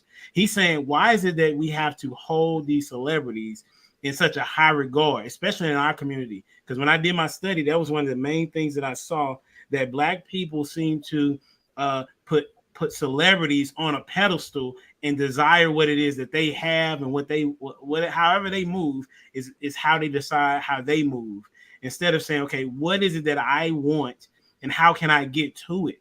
And so that's what Ricky is saying. Stop looking at the person that doesn't even resemble you. Find somebody. But we aren't doing that, Humble Dad. Women are doing that. It pertains directly to what Humble Dad is saying. Hold on one second. Right? Humble Dad, we literally just had a conversation similar to this yesterday on your show, right? Where we talked about idealistic and realistic. Yes, I'm with you, Ricky. It is idealistic, and that's why he keeps using Wakanda as a reference. Wakanda is idealistic. That is not what is fucking happening. That is not what's going on in our fucking community right now. The numbers show otherwise. The numbers are... Ricky, I agree. Stop using these people as a fucking measuring tape. These people y'all are not the same. The same way we get on here and we talk about what's Steve Harvey daughter name, and you bitches want to compare yourself to her. Y'all not in the same fucking realm as this bitch as far as beauty and all these different things goes. But they love comparing. They say, "Oh, I can do this too. Oh, I'm a hot girl. Somebody tell fuck these nigga. Stop." I agree. You know what's crazy? That is idealistic, but that is not our reality, and that's all Mr. Logic is saying. We have to care about that. We have to care. What catches me off guard is Rio and then Shan, and we moving on to the next topic. What catches me off guard is when we use the word wife and hoes.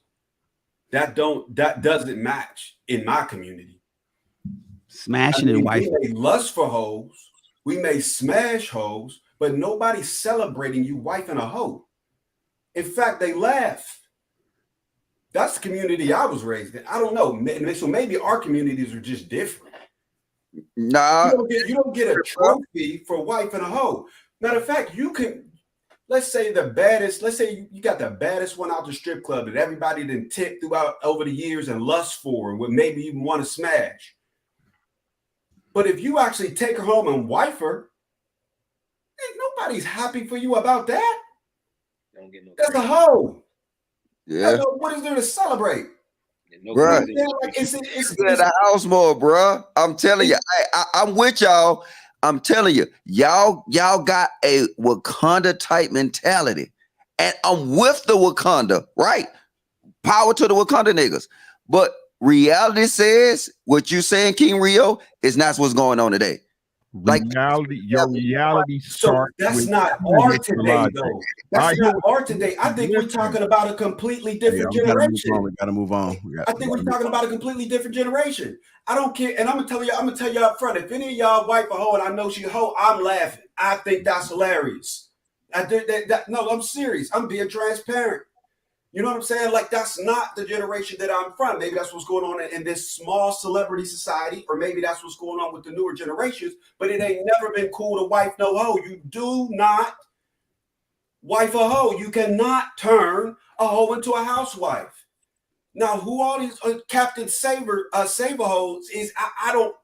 That's not my circle. See what I'm saying? So when we try to say, yeah, well, the rest of y'all, nah, not y'all. Not y'all.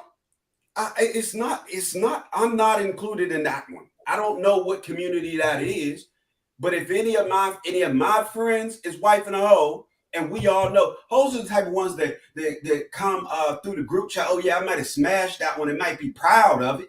You know what I'm saying? But you decide that you're gonna make that your wife. Meanwhile, we know 10 other niggas that just smashed that. Like, that is not what the community that I'm a product of says. Shane gave a specific example. He said in a small town where everybody knows who's a hoe, and then she moves to LA. Well, maybe people in LA don't know that she's a hoe. They can't help that. But if somebody from the hometown marries her, that's just embarrassing for him. Hey, Shane gonna take us home on this one. We got to move on, y'all. Go ahead, Shane. I know I said. No, I got you. It just we're talking about, you know, my man Mr. Logic came up and said, you know, he brought up Brittany because Mr. Lego had talked about her, and then we're saying that, and then Ricky's like, yo, why are we even using motherfuckers like Brittany Renner as a litmus test? Why is she the standard? And the thing that I got to thinking why everybody was going back and forth is, fuck, what do these girls have as an alternative? You know, you got the city girls, Saweetie, Megan, Cardi, Brittany Renner, Nicki Minaj, Summer Walker. We can name celebrity after celebrity after celebrity after celebrity. And we already know the influence of celebrities to average people. They all aspire to be them. If we can run off 10 women right now that we can consider promiscuous, sexual liberated sluts that are winning, can we name 10 that we want our girls to actually look after? Meghan Markle. That is moving on to the next subject. That's kind of super scary that we can rattle off 10 quote unquote 304s that's making millions of dollars and is winning and all got a Birkin bag, and we cannot match that number of upstanding clean, wholesome, wife-like celebrities. Just like it's 80-20 rule, bro.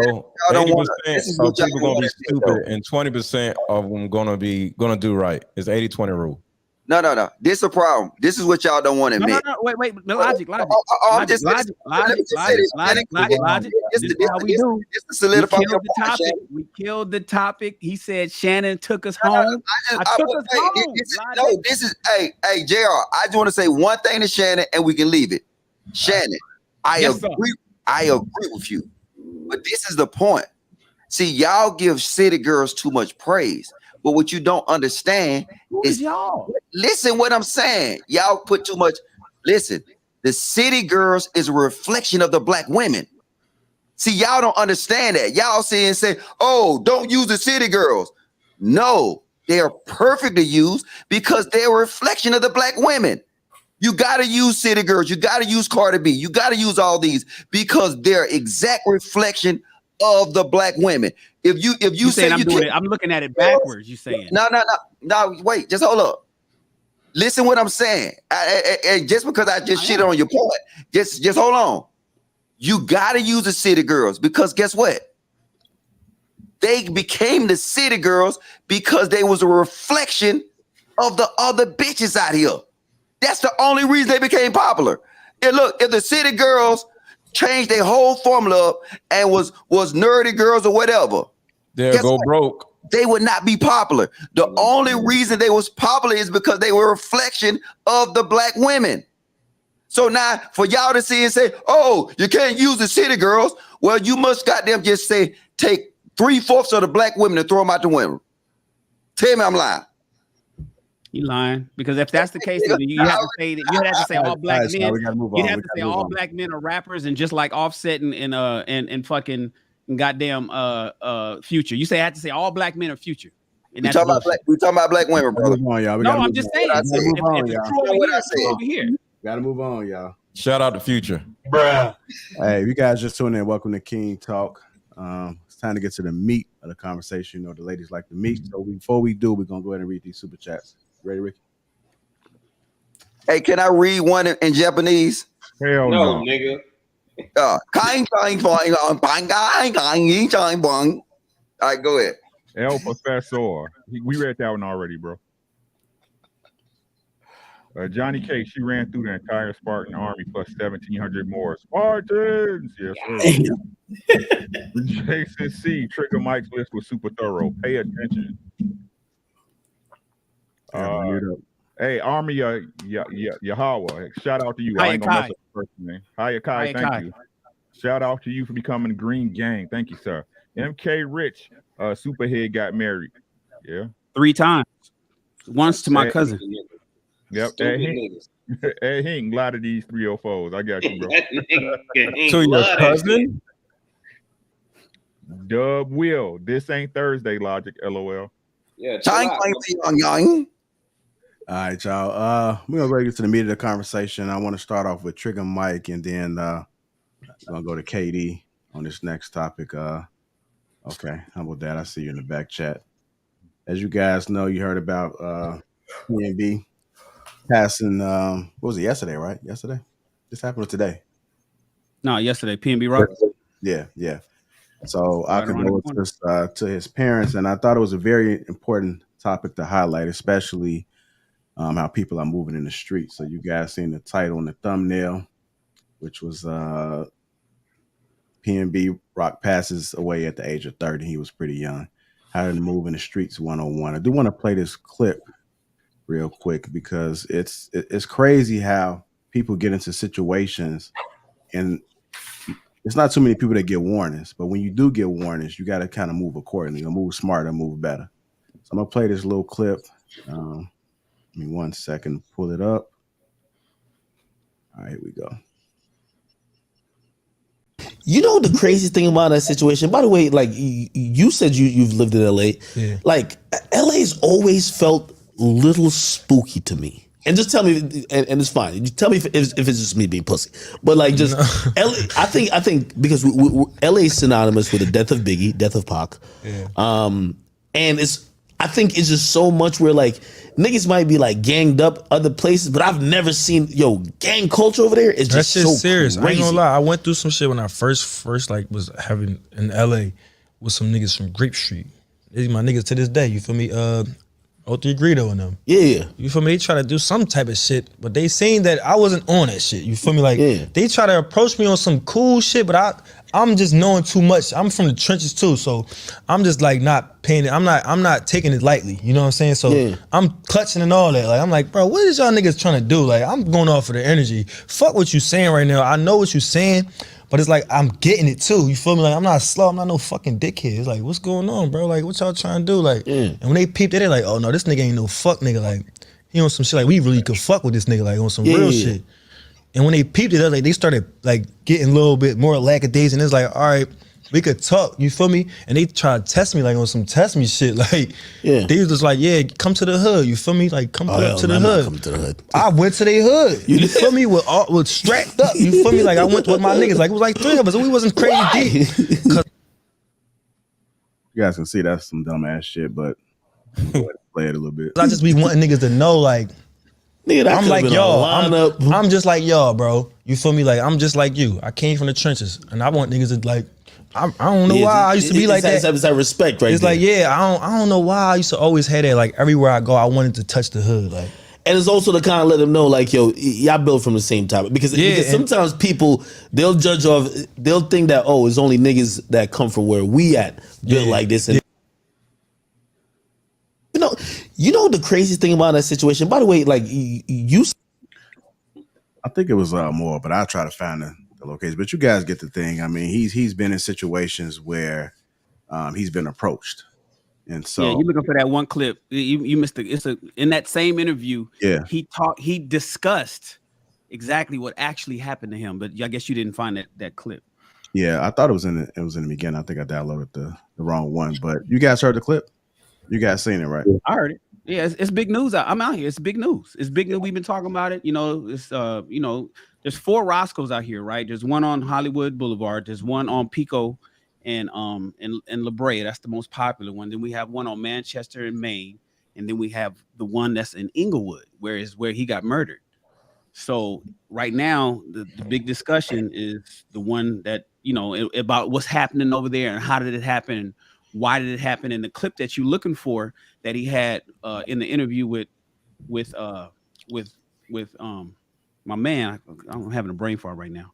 DJ Academics. Yeah, Academics. He was explaining on how motherfuckers move and will check you for the shit that you got and how you got to be kind of smart and move a certain kind of way. And here he was discussing it. I think it was right before this clip, and he was saying how you have to move and he's from the hood out there, so he can't just do certain things out here like he does, but then he turned around and did that exact same thing. Did you find it? Yeah, I found it while you was talking. This is at the 3:33 mark. Here we go. I think this might be just go crazy. Like I know some niggas like that too. They might be on their sneaky shit too. But the majority of the times I got into some shit, it was like they just gave a drop up too fast. You feel me? So the second time I got into some shit, it was like niggas was just talking loud as shit, wanting me to hear their conversation. And it's like I'm with my peoples, like I'm with my daughter and my girl. Like why they talking about this gangster shit?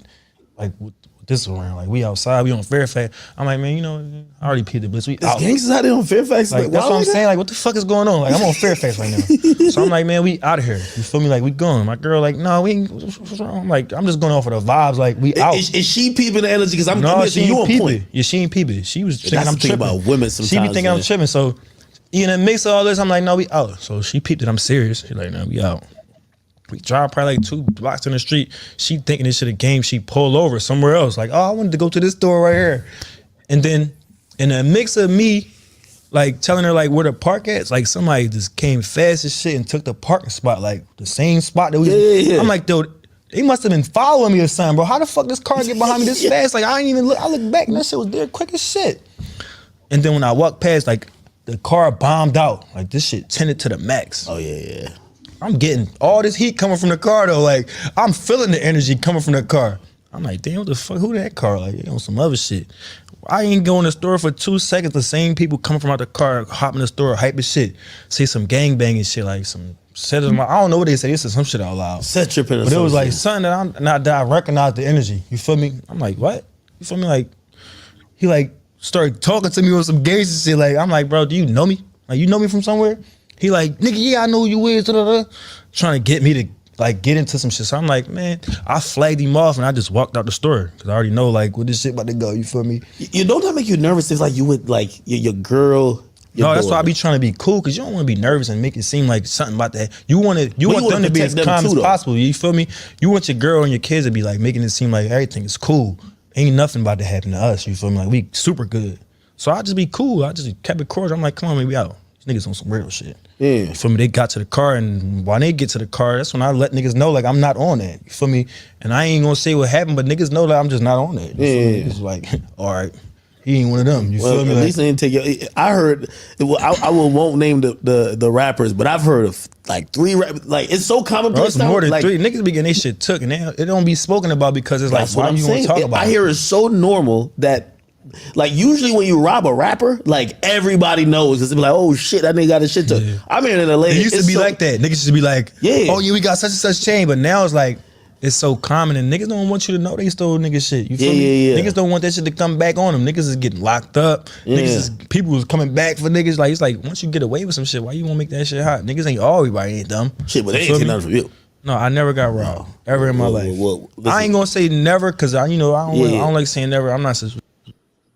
I don't know if you guys peep it. You could tell he nervous the whole time. Look at his legs shaking.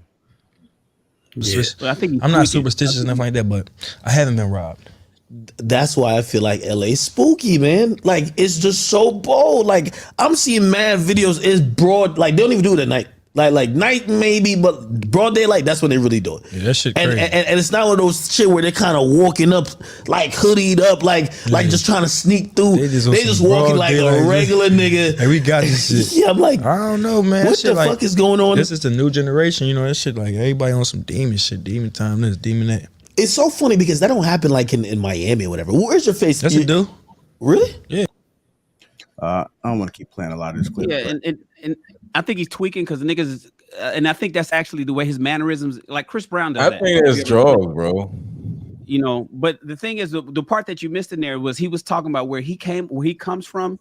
Niggas do crime in silence and it's quiet, whereas niggas out here in LA is loud. Yeah. So, and then he also said something too about some along the lines that he stay ready and some about security too. He mentioned something about him knowing he needs security, but he don't roll that way. So it was just a lot of things that he was saying. He decided to move a little differently, and a lot of times we get indications. I'm pretty sure we all had some type of contact where you might have seen like a potential threat. And it might have put you on game like, oh, I got to be on my shit because anything could happen in that moment. So I just want to talk about how to move in these streets, man, because a lot of people seem to get complacent and get too comfortable. And especially with you being in the spotlight like that, you got to move differently. From my understanding, he was in the hood with a Maybach and with chains on, right? it was an S5. A lot of people say it was a Maybach, but I think it was the big S550. Yeah. He was chained up. He had no security. It was just him and his girl.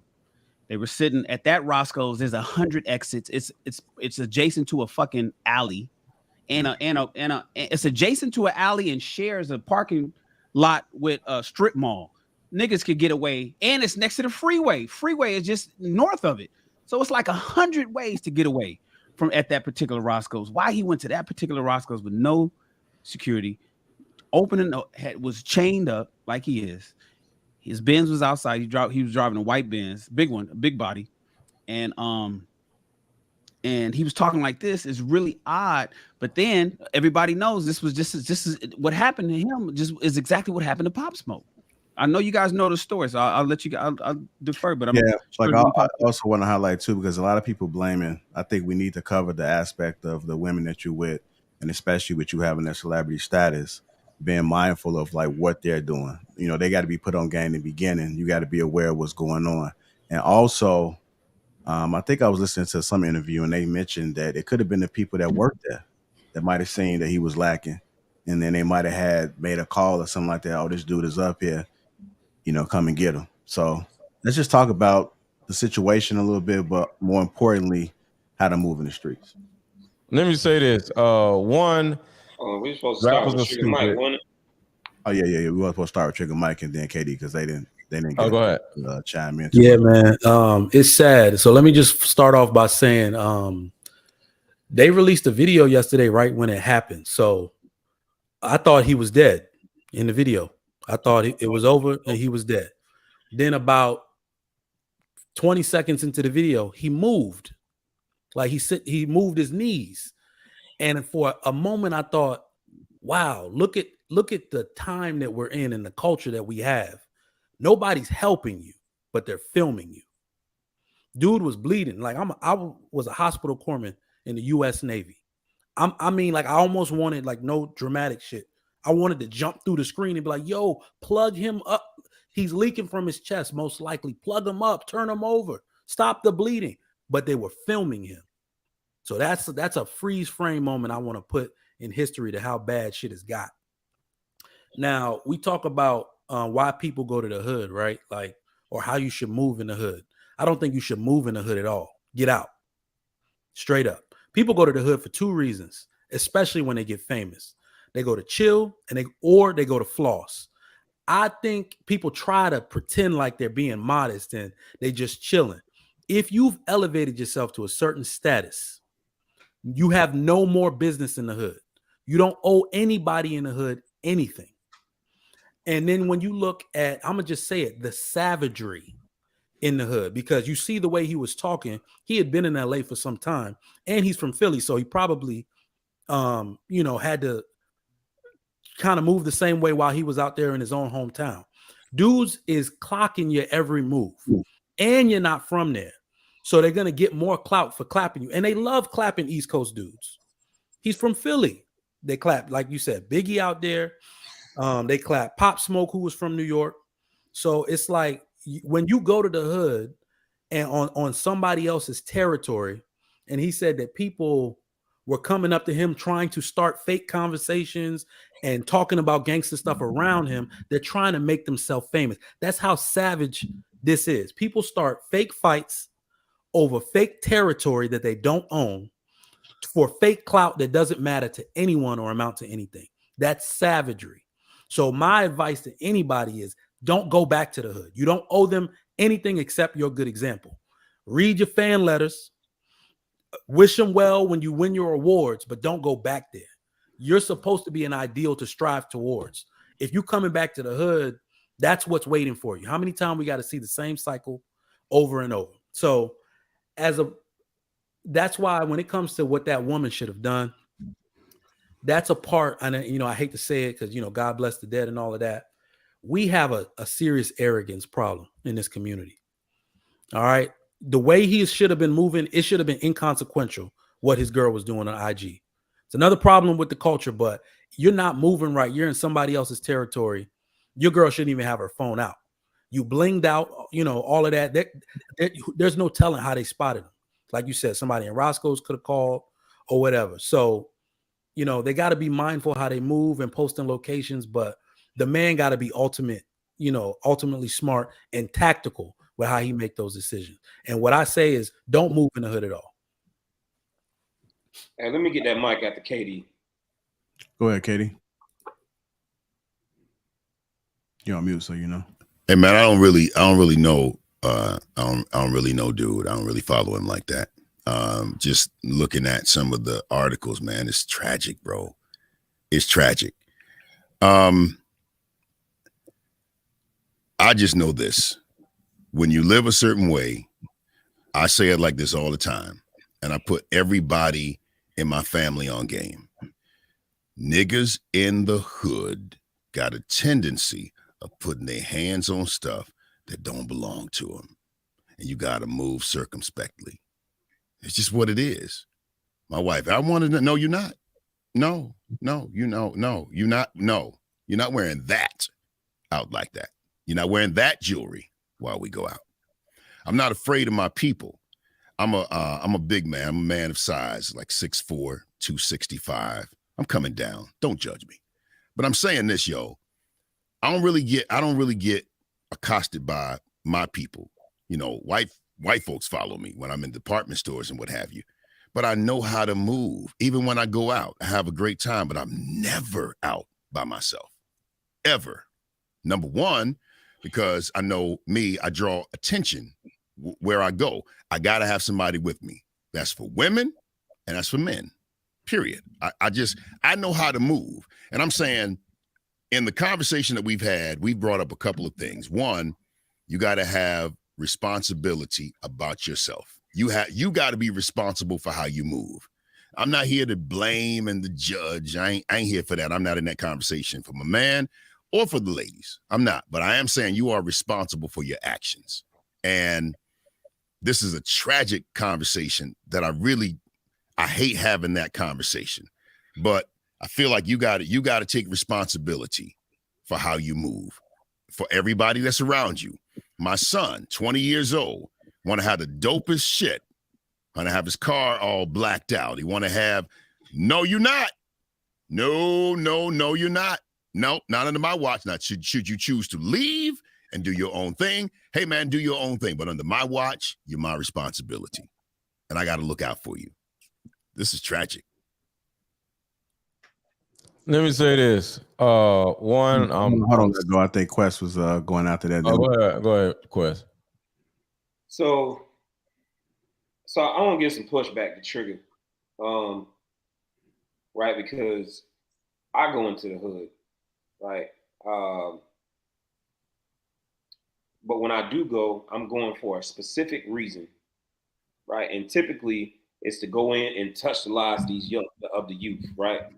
I may not be able to do nothing for these adults that's out here, but the youth is what I care about, right? So we make it a point to go into the hood to make sure we touch them lives, right?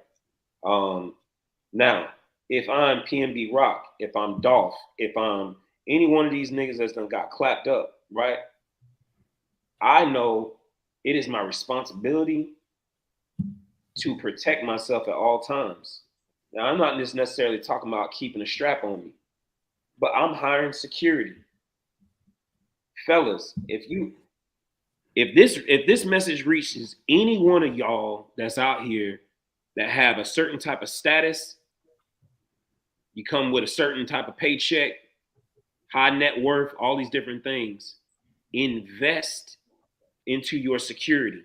The same way you concerned with your taxes every fucking year, you need to be concerned with an allocation for security. Now, clearly, PnB Rock can't afford the same type of security that Diddy affords, right?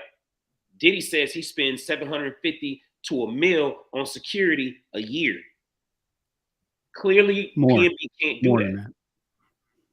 I'm sure. I'm sure. I think this was a quote out of a magazine. This is years ago, so I'm sure it's more than that now. Oh, okay. I was about to say.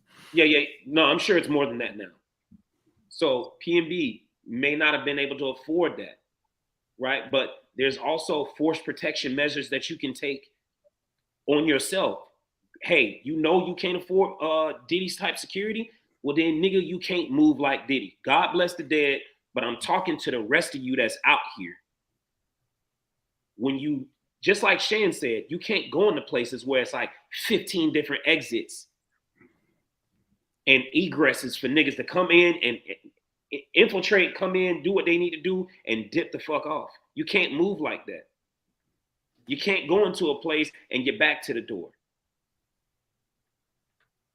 You have to, we call it force protection in the military, but there's a set of guidelines, rules, and things like that that you need to have in place to make sure that you, not just you, but your family are safe. Now, I ain't at the status of a PnB Rock or no shit like that, right? But even me, I'm paying attention to this shit. Every fucking place that I go to, my wife knows what time it is. Woman, don't you sit in that side of the booth. Don't you sit in this chair. You know what time it is. Don't do it. You know why I need to be sitting there, right? One, I'm the one that's carrying the heat, and I'm the one that needs to be paying attention to these entrances. When you go into a place, understand, hey, if something does happen, where's my quickest egress? Where can I get me and my wife, me and my girlfriend, me and my, my child, me and my whoever it is that you have with you? How quickly can we get out of here? What can I use inside this building that's covered? Right? When you expose yourself to a place because, I talked to a guy, and shout out to Sean, you know who you are. But this dude does security for all these top name individuals that's out there that are out there in celebrity land, little babies, all that type shit. And he said this guy, I can't remember the exact coin term was, but he is culturally, I don't want to use the word ignorant, especially not on somebody that's passed away, you know what I'm saying? But he wasn't culturally aware of who he is. People think because they don't have beef out here in the streets that you still not a target. So that he felt okay with putting all this drip on and all this shit and being in the, like, bro, you ain't need to be at the Roscoe's in Inglewood, bro. You didn't need to be there. Which is nowhere near Grape Street. But like you're like culturally ignorant to the fact that like just because you don't have beef in the streets, that niggas ain't looking at you. Like the conversation we had earlier was like me and Logic know. Like when we were in the fucking military, we had nice cars. I was driving BMW. Logic was driving a Challenger when it first came out. He had that bitch sitting on offset Asantes. Right? This is before niggas was really doing shit like this. We know just off the strength, and we ain't have beef with nobody, but we know just off the strength that niggas hate. And because they hate, you a fucking target. We got to think a little bit more clearly, man, especially when we have value. especially when we have loved ones around us, man. I know I'm kind of running on, but this is a topic that hits very close to home because one of the things that I did before I retired was force protection. So any one of our secret sites that we had in a particular region of the world, my job was to go and check these actual sites to make sure that the force was protected. These are houses in the middle of fucking Lebanon, okay? These are homes in the middle of nowhere. Not talking about major bases like in the middle of Afghanistan. I'm talking about homes in the middle of wild shit. My job was to go in there and to look at all these things. Do we have cameras? Do we have fence? Do we have concertina wire? Where are my exits? What are my doors made out of? What's the composition of these windows? All these different things. Like, if you don't think as a not high value, but a high net worth individual that your mind don't need to go all those different places, especially if you're not going to bring on some type of security, you are out of your fucking mind. Fellas, pay attention to this shit. I'm a yield. I'm sure I'm gonna have to come back on at some point, but like I do want to speak on this too, and it is a lot of truth in what he's saying, and I never really considered some of the things until we was in Houston, and we had security there, but there was also like a private security officer too, and they did like a briefing, and one of the things he said was when he talked to the other security, he said, I've already identified all exits. And he also said what his position was going to be. He already checked out everything, checked out the back door. It was just like, damn, all this shit is fucking real. So everything that Quest is saying, when you want to identify all potential risk, then that's what you have to do. You know, even when you go into the restaurants, when it comes to your family, when it comes to yourself, you just never know. And so it's better to be prepared than to be caught off guard. So I just wanted to add that little insight. I definitely appreciate it, Quest. All right, go ahead, Mr. Lego. I know you're trying to get in there.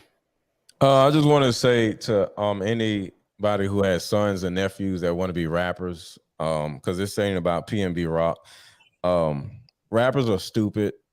Rappers are on drugs. Rappers subconsciously want to die. And if you're a rapper, you're an idiot. I don't care if you want to be, you're an idiot. Okay. If you go get any type of job where the majority of the people that work this job die and you want to do this shit, you're an idiot. You know, so something like the military where people die, I'm willing to bet more rappers die than people in the military. I may be wrong, but at the end of the day, if you just look at it for the last 10 years, I don't know. Like, so in the military, you're actually, you know, looking to protect your country.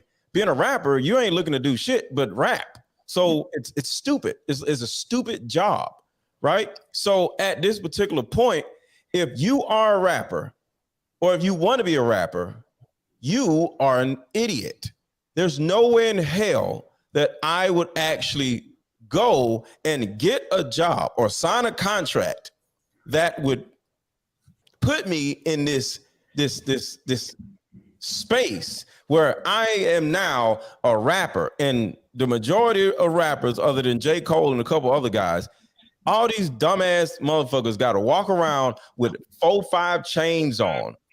They gotta go to the hood, just like he said. Oh, I go to the hood. Why? Because I'm a rapper.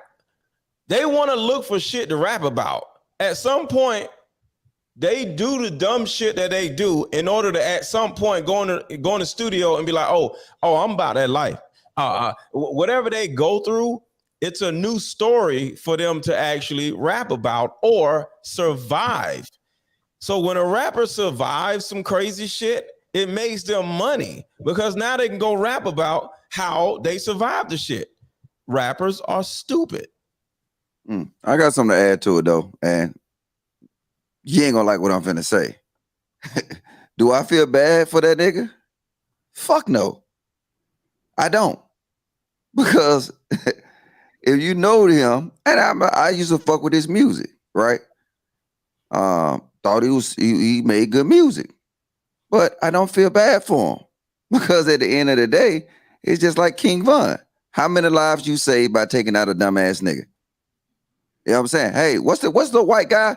I mean, maybe a little pushback on you, Mr. Let Go. It's not about rappers. Because how do Jack Harlow bypass this same shit?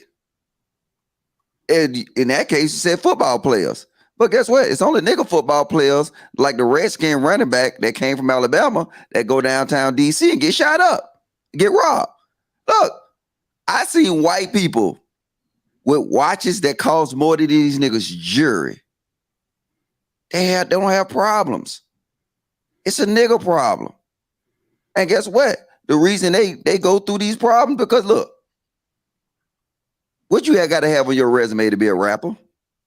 Ex-drug dealer, gang member, ex-pimp, ex-hustler, all this bullshit. And then like we were told this when we was coming up. We were told as a rapper or a gangster, you got two ways that you gonna go. Either dead or in jail. So now why should I lose in and sleep a cry of a nigga that he knew his occupation was going to leave him either dead or in jail? See, that's our problem. We have sympathy for niggas. And I don't have no sympathy for none of them. Like I said, the most of them get, the more of them get took out, then now it's a good thing. Look, Quando Rondo, big ass Crip nigga, right? Bragging shot King Von, all that shit like that. And even though King Von was a demon, his homeboy gets shot. Now he want to give up the gang life, right? Oh, fuck them. Like I said, until the black people is the only culture that associate themselves with the niggas.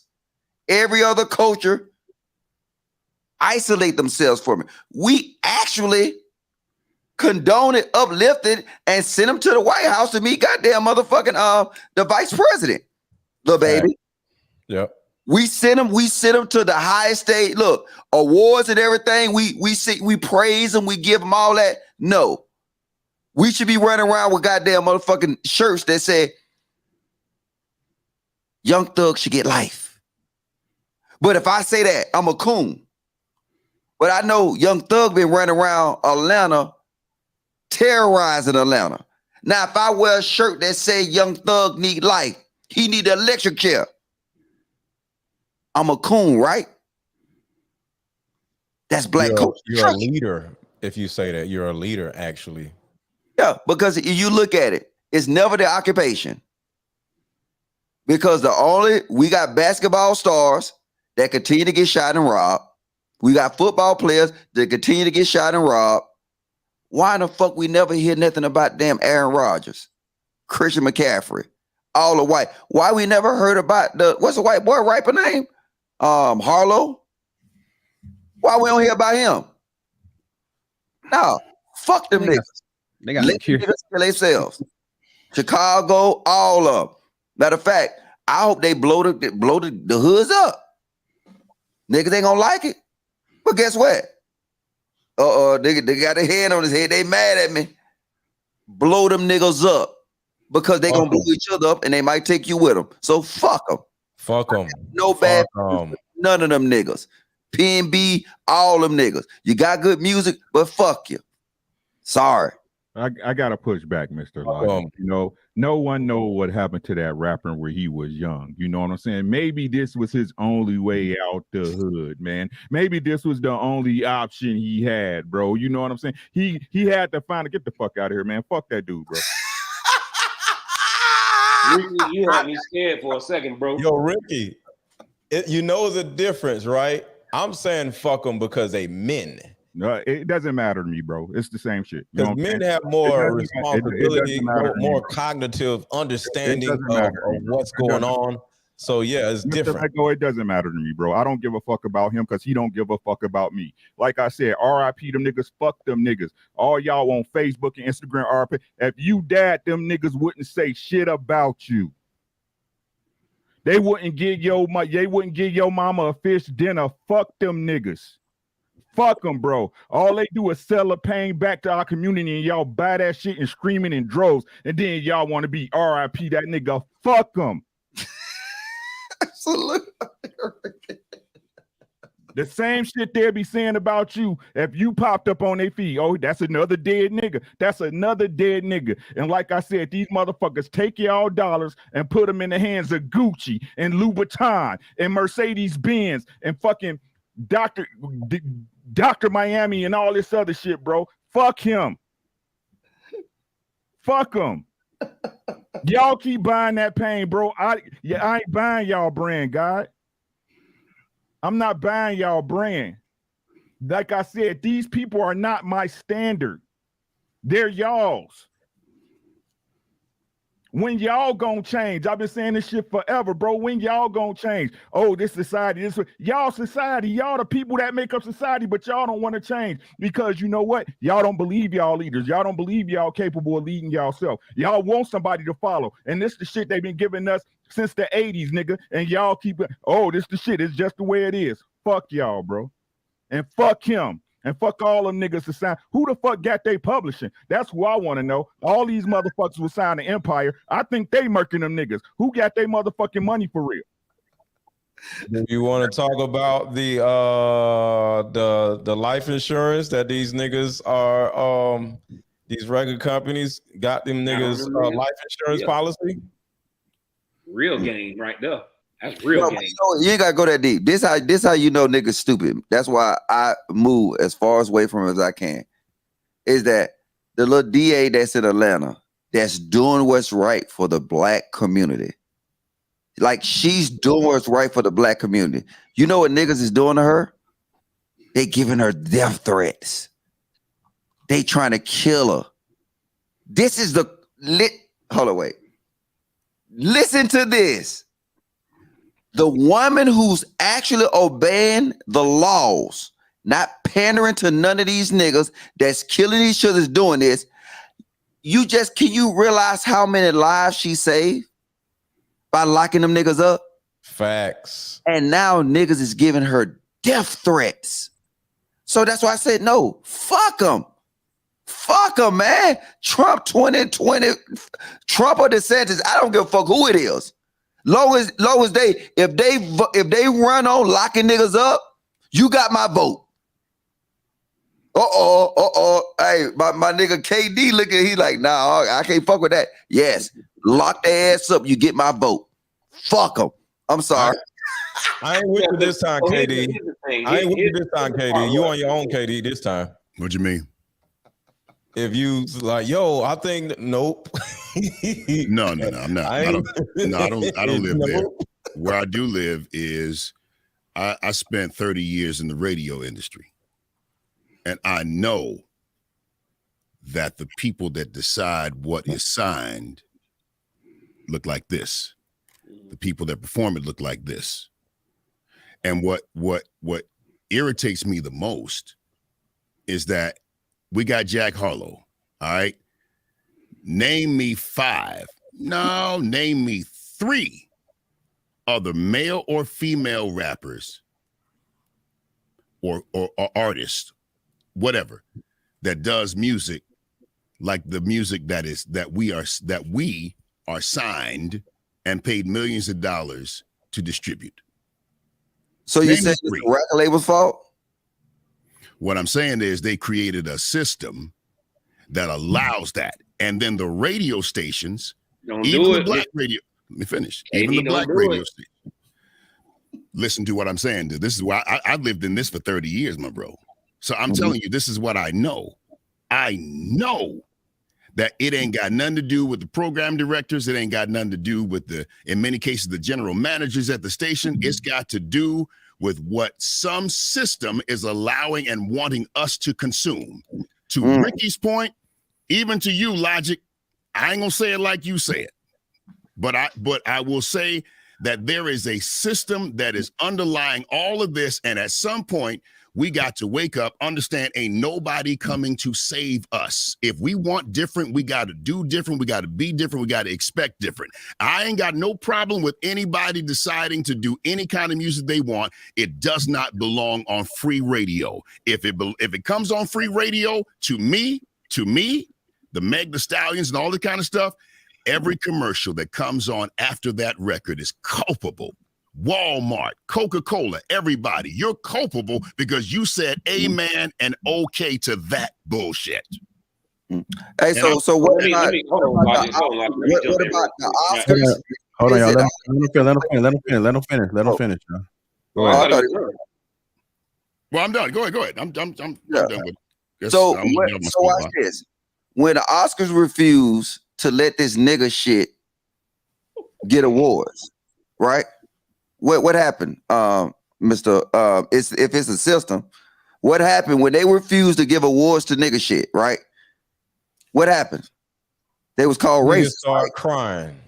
They was called racist when they was refusing to allow this shit to be monetized on platforms. What was they called? They was called racist. What are you talking about? The Oscars, my man. What you talking about? No, listen. They didn't want no nigga shit. The Oscars? So now, I'm talking about music, bro. What you talking about? Grammys, these- Logic. these Grammys. platforms will represent Grammys. these platforms with they don't want the nigga shit, but niggas will force their way into anywhere, right? If they get it now. They get it now. You know what I'm saying? They was up there goddamn popping pussy on one of the award shows with all them white folks, Cardi B and all of them. But the bigger picture, what I'm saying is what we end up doing is we want to force our stupidity on the world. And if they push back on us, we yell racism. Yep. And this is another point too I'm gonna give you, right? If you say that it's the system.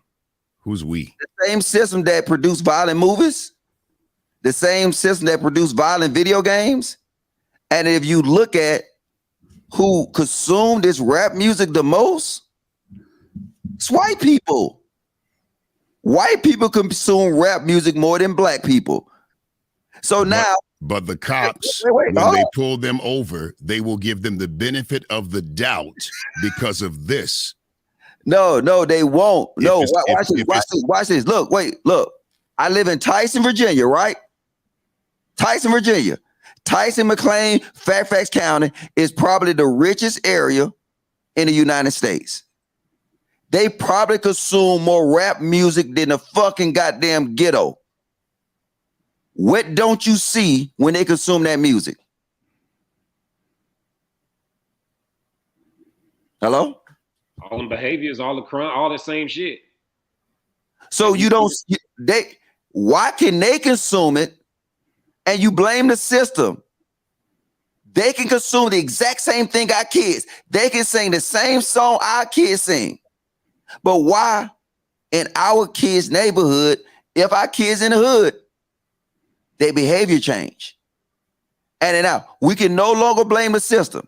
If we keep blaming the system, you know what you do? You take accountability off the rappers and the individuals that the rappers are imitating. We all got to take the responsibility. And what's important right here is do this little hand shit. These people. No, nigga, it's these people. So I'm not removing accountability. You know what? You're part of the problem because you won't sit here and just say, you know what? White people probably doing exactly what you'll do. Try to make a quick buck. Sometimes it's hard to believe that you even believe what you're saying. But it takes the dumb niggas to actually take advantage of the buck that is put out here because KD, we can talk about the whole single mothers and the welfare and all this shit. Women to be like, well, I didn't ask to be a single mother. Yes, the hell you did. So the same thing with these stupid ass rappers. I didn't ask to get shot. Yes, you did by becoming a rapper, you idiot. So all these, it's the same shit. Rappers are taking money from record companies just like single mothers are taking money from the government. It's the same actual shit. It's just on two different sides. No, listen. I'm with KD. Hey, hold on, Shannon. Hold on. I think KD respond to what Mr. Logic was saying. Okay, go ahead. I just find it hard to believe that you Logic even believe what you're saying. Because what I said is hard to believe. Everything has perspective, man, and you are married to one perspective. And I'm not mad at it. You have a very valid perspective. You're closing your eyes to the other perspective. There's another side of this. There's an underbelly to all of this. And just because white people consume it more, this is not their reality. When black folks see other and they don't assimilate because they're not black. Go ahead though. When black folks see other black folks doing stuff, it becomes an option for them. Hey, they came from where I came from, then I can possibly become what they have, because they don't really see all they know is that this is where you came from, and this is an opportunity, a possibility for me. So yeah, the assimilation is real. White folks can't, exactly. Listen, they can't, that ain't their life. Jack Harlow was a unicorn for a reason, bro. So I don't understand your point. What are you saying? You saying that they're doing this because of what? What he's saying is that you guys are giving. He don't need no sidekick. Let him speak for himself, player. Repeat your question, my man. I said so. I'm confused. Your point, what you disagree with about. All I'm saying is that look, niggas do what niggas do. You can't blame nobody. That's just like, based on your logic, you saying by you having gun stores in the hood, that's promoting niggas killing each other. Well, let me give you a real life example. My daughter doing, per your words, nigga shit, had a BB gun, and they held up some people. She was with a white person, a Mexican person, and she was black. When they went to court, we spent $100,000 on her case. Let me tell you what happened. The Mexican got 10 years. The white person went home. My daughter got 50 years, served 20. Same music, different outcomes. What I'm saying to you, there is a system that is undergirding this whole situation that penalizes us significantly more than it does them. So you telling me, wait. You telling me your daughter, a Mexican and a white person, robbed somebody with a BB gun? Didn't get anything. Didn't kill anybody. And it was a BB gun. 50 years for robbery? Yep, armed robbery. So what they did was they started stacking cases against her because of this. And those, one went home, and this one right here got 10 years. So, as a matter of fact, he actually didn't get armed robbery. In Georgia, it's a 7 deadly sin. So in Georgia, so he actually got robbery. I think he went home in 7 years because it was just regular robbery, and they knocked it down. She, because we came to court stacked, best lawyers that money could buy. And those lawyers and the attorneys and the judge and what have you that looked like this decided, nah, we ain't good with that. We're going to throw the book at her. She got 50 years, served 20. Okay, so here's give me 1 second here, because I think this is very important. She wasn't holding the BB gun. Hold on. Wait. Let me just say this. You said what's cap? Hold on, my man. Hold on. Don't say that. Logic. What's cap? This real quick. Logic. Don't do, bro. Logic. What are you doing, bro? No, nigga. What I'm doing is I ain't nobody goddamn get 50 fucking years. You don't know me, dog. Years. Yeah, okay. All right. Bro, like, but that's counterproductive right now to even call this man a liar about a story. Yeah, he just said his daughter, bro. How you gonna say it's cap? Hold on. So what I'm saying is more importantly, outside of the color of the people that participated in this actual crime, your daughter made a decision. She made a decision to do that. And that is all logic is talking about when it comes to the accountability piece. The system doesn't have shit to do with that. You know, she wouldn't even be in the system if she made the right decision. Sure. And that is the accountability that we're talking about right there. Sure. I'm not against accountability. We cannot absolve our fucking community of accountability. And that is what we commonly do. That is a common practice that we do. I'm fucking guilty of it in my past. I don't do that shit no fucking more. I'm sorry that happened to your daughter, but what I'm saying is she had a decision to make. And she was 17, not 20. I'm looking at the comment. She was 17 years old. Even still, you know what I'm saying? No, you're right. You're right. What I'm saying is same decision, same music, same everything. And the only difference is it was the color because of the system. Now, I'm not blaming the system for everything because to Rick's point, and he was clear. Ricky made it clear. Hey, man, guess what? We all got decisions we got to make. We all go through drama. We all got stuff. We got to make better decisions. And when I was growing up, my mama told me, hey, you got to run fast. You got to be smarter. You got to be everything because you got other people looking at you, looking to make sure that you don't make it. So you got to be twice as good. I get it. I understand that. But I cannot turn my eyes and my ears to the system that is in place that is not designed to help us win. So we have to win in spite of. And ain't nothing wrong with that. I think accountability, responsibility, and all that is absolutely essential. But people like me, I don't have a problem with fighting the system, as I also, not either or, but as I also encourage my folks to step the fuck up and be better, do better, make better decisions. Because guess what? On the side of the streets, that ain't the time right then to decide to think somebody's going to give you some philanthropy, because it don't work like that. What we hold? Hey, KD, you on Quest? You on mute? You on mute, Quest? Oh, go ahead, Quest. If here's what I'm gonna say about this, right? Because for the longest time, I was one of those that thought it was great that we have conversations about slavery and things like that. Right? We are put here because of our history, right? We continue to allow that shit to be held over us. It alleviates accountability off us in the community, right? Because we're like, oh, well, we're here for a reason. We never take responsibility and say, hey, you know what? I'm gonna make the decision to live to my maximum fucking potential. That way, I don't have to worry about shit that happens in the fucking system. Now, granted, there's gonna be somebody in the chat to be like, what, nigga, it's rich niggas that get arrested. It's rich black people that get arrested. Not at the alarming rate that y'all would like to fucking think, okay? Everybody take responsibility for your actions. Live to your maximum potential. And I guarantee you will minimize any of this system shit that we love to fucking talk about. I'm just keeping it a buck, keeping it funky. That is the facts of the matter. We have a lot of people that's living right here in the projects, right here in the fucking hood, that are not living to their maximum potential, right? Listen to what I said very carefully. Maximum potential. Not, oh, I'm good. No, are you living to your maximum potential or striving at that? If you're not, you're going to have to be a victim of the fucking system.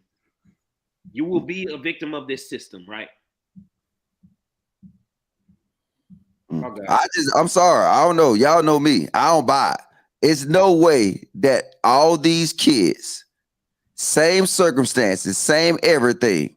It's no way. Now, if you tell me that, and I'm just say, I'm gonna use a scenario. You tell me if that 17-year-old had previous charges of doing other dumb shit, then I see. But there's no way you can tell me that all of them played a exact role, similar role, and now you're telling me somebody got 50 years, somebody got nothing, and somebody got whatever? No, something not right. And this is why I say it's dangerous. The only reason I'm really goddamn saying it like this, because it's dangerous, because you might know more to this story that you might not be telling us. So that's why I say you got to keep that story, because now it will be nothing for me to dig into. But it's no way somebody got 0 and then somebody got 50 for doing the same thing. I don't give a fuck what world you're living in. No, it's bullshit. And I'm sorry, I don't give a fuck what nigga say in the chat. Guess what? Hey, this is what I'm going to be. That makes no sense. Let me see that paperwork. And I shut the fuck up and eat my words. Hey, Neek speaks. I need like really think about what you're saying, darling. You're saying how you gonna live to your maximum potential when you're in a toxic environment like the hood. I guarantee the majority of these men that's sitting up on this fucking panel right now lived in the hood. And I guarantee they not still in the fucking hood right goddamn now. You are part of the problem because you want to alleviate or create excuses of why people can't step the fuck out. We can name thousands of people that were in the hood that are out the fucking hood now because they decided to grab hold of their own future, take their own future by the fucking horns, and make something of their fucking selves. Don't fucking come over here and spit your bullshit about, oh, they're living in toxic environments. You niggas are just saying anything at this fucking point. No, you stay your ass right in the hood, Neek speaks. You come up with these like reasons for not being fucking held accountable for your decisions and your actions. That's fucking crazy. Let's close this off with a bow, bro. The fact of the matter is, if we gonna talk about both sides of the quarter, which we have to, right? Why is you in the hood? Right?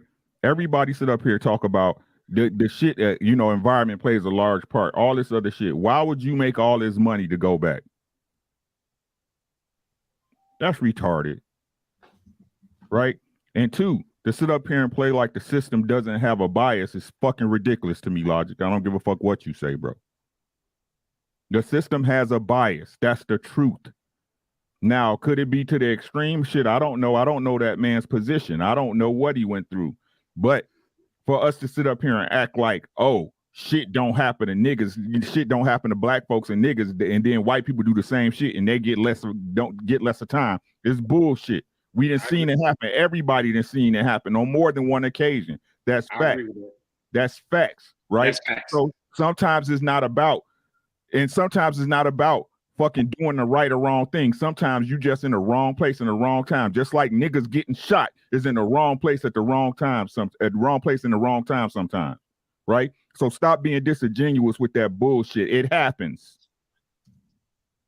You know what? Do like Chicago. Fuck it. I don't give a fuck. Do like Chicago. Let the niggas out of jail. I don't give a fuck. I'm not living there. So you niggas live there. So you know what? No bet, no net.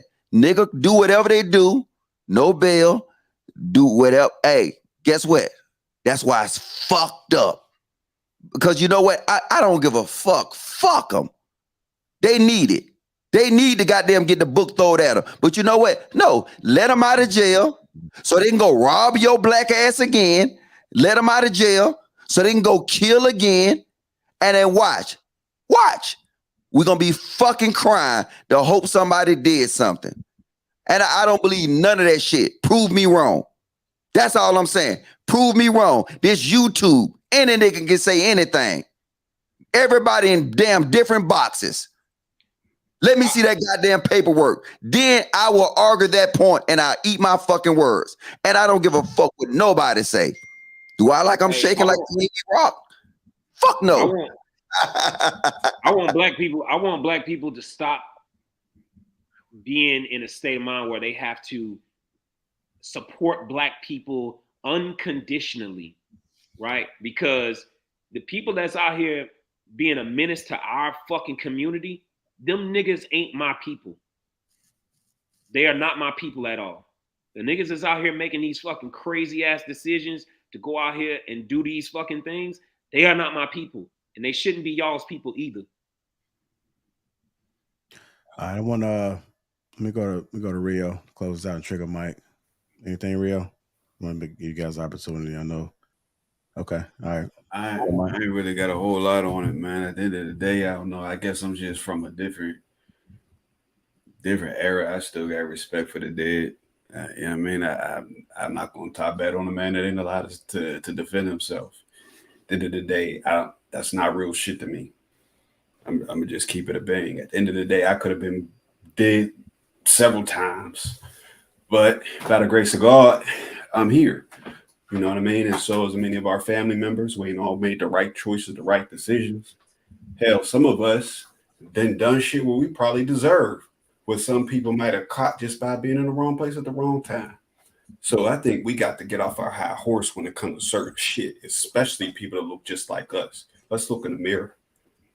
You know what I'm saying? At the end of the day, At the end of the day, maybe they've been favor over your life, but there are people you got cousins, brothers, friends, right? They've been in similar situations. You know what I'm saying? And we can talk our shit all we want to. You know what I'm saying? Until we found ourselves in that position. So at the end of the day, it's you know, we can look at it from a lot of different angles. But I'm gonna just be honest with you. I mean, when it comes to life, you think you're in control of everything, you got everything figured out. Come on, dog. That's naive. That's naive. We blessed to be here today. We could be gone tomorrow. Somebody could be talking shit about what bad decision we made.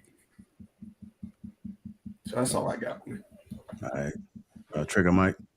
I mean, I'm good on the topic. You know, I spoke on it. I definitely feel like there's definitely truth on both sides, for real. Because what it really is about a community and the lack of community. People that are damaging it, haves and the have-nots, the wants and the want-nots. And people say we need unity in this community, and I need y'all to hear me out. We don't. We need division. We need more separation. There are black people and there are niggas. Niggas don't want to change. There are black people. I just need to let the audience, everybody know and understand that every single good statistic that is created in the black community right now is by a black person that is doing better and wanted to. More specifically, a black man. All right. He wanted to change something. He wanted to create a family. So there are people out here that don't look back. They out here setting a good example, and they're being the example. And that's really all they owe anyone. Because, you know, I'm out here in the suburbs, man, Houston, Texas. There's a lot of us out here chilling. FBAs, as you call them, foundational Black Americans, African immigrants, we chilling, living a whole different life out here. I'm not going back to the hood to see how they doing. They can come here and shake my hand, get my guidance, get my mentorship. But I don't got nothing for them out there but my good example. I'm out here raising my kids that look just like me, same skin tone. They can see them, they can play football, they can do whatever. But we coming back here to the safety of our own neighborhood and our community that we building. So that's what we need to do. Separate yourself from the foolishness. You don't owe anybody anything. Don't go back to the hood. All right, Mr. Lego, do you want to say something? Back to my point, rappers are stupid, and I 1000% agree that we need to separate from these idiots. Life is like really simple. Like, stay out of the way, especially with understanding the context of what's going on in your environment, or what's going on in your city, what's going on wherever. Like, I stay my ass in the house. You know, I don't really go nowhere. Why? Because of what's going on in Atlanta, what's going on in Chicago. Inflation is crazy. Dudes don't give a damn. They gonna run down on you. They don't give a fuck. So with all that being said, I stay my ass in the house. Go to the grocery store, go to the gym. My girl ain't here. She live in another city. So I ain't out here chasing chicks. I stay my ass in the house. That's all I got. All right, Katie, you want to go ahead and take us home, bro? Yeah, man. I of course, I love these conversations, man. And I love the fact that, everybody's got a different perspective. And I value each one of your perspectives. Logic, you're triggering, bro. But what I can say is this, that you don't have valid points about responsibility, and just everybody, man. Y'all got valid points. So I think that as we continue to grow, as we continue to let iron sharpen iron, when I think about iron sharpening iron, I don't know if anybody ever thought about what that sound like. I would imagine it's like nails on a chalkboard. It's an uncomfortable sound. But man, what it produces is something sharp. And we got to decide how we're going to sharpen ourselves to do what needs to be done in our community. I'm not a person that's cool with throwing anybody away. But I know that there are some who don't have the patience and the tolerance for that. Quest said, yo, man, I'm going to go in the hood because I feel responsible for the young. I got to get there. And you're sharpened for that. Other of us are sharpened for other reasons, man. And at the end of the day, we have to ask ourselves the question, like, what are we living for? Not why are we living, but what are we living for? What are you living for? And I just decide, man, I choose to live for something that's positive and make a difference. And when I leave this world, hopefully I could have given it to somebody else and they take up the baton and roll with it. Mm-hmm. And Rick, hey, man, I thought I wanted to be in your boxing class, bro, but you bring it so tough, man. I'm like, yo, I hope I can make it. I hope I can make it. My dude. Hey, and I want to say this to you, bro. I ain't got no smoke, right? This is not personal between me and you. If you know, this is how I feel across the board. We just spent the last 60 years saying that the government is accountable for what we do. Record labels is accountable for what we do. We got so many excuses about what's accountable for what we do, when for 60 years, we haven't even identified that we accountable for what we do.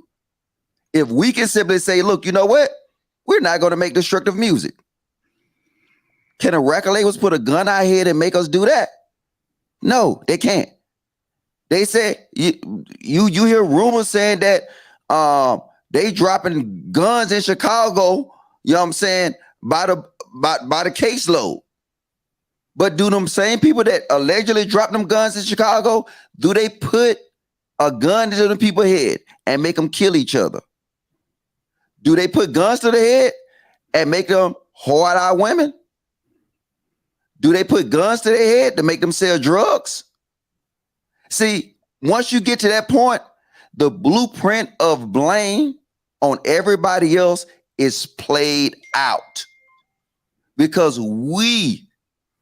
this is a military term, and no, y'all niggas don't like it, is that we always say, operate at the level that you can control. That's where you can see effective change. If we operate at a level we control, we have the most power. All the problems that y'all complain about, that, like I said, you do all this, that's the stuff that K do, right? And guess what?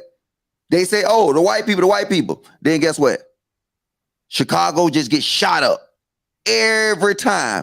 3 days in a row, you put black people together in Chicago, they murder each other. You gonna blame the system for that? No, the system is letting niggas out. So now what you gonna blame now?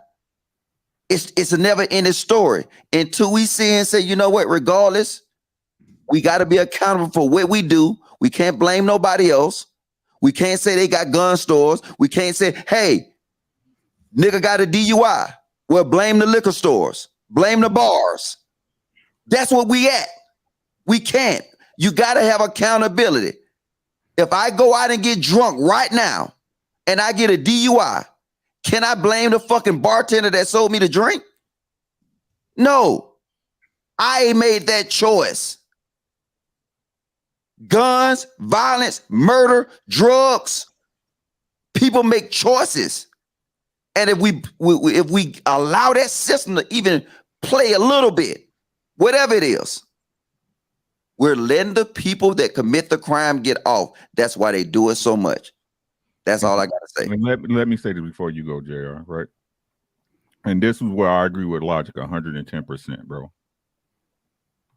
Everybody want to keep putting, like, we got to learn to make you got to make the right decisions, right? Everybody want to make an excuse, and that's kind of what we built up to from the beginning. Oh, girl, you can't. Maybe she was this. Maybe okay, great, yeah. I'm not negating that. I'm not saying that's not a bad thing. I'm not saying it was awful, right? But all of us got a fucked up story somewhere along the way, bro.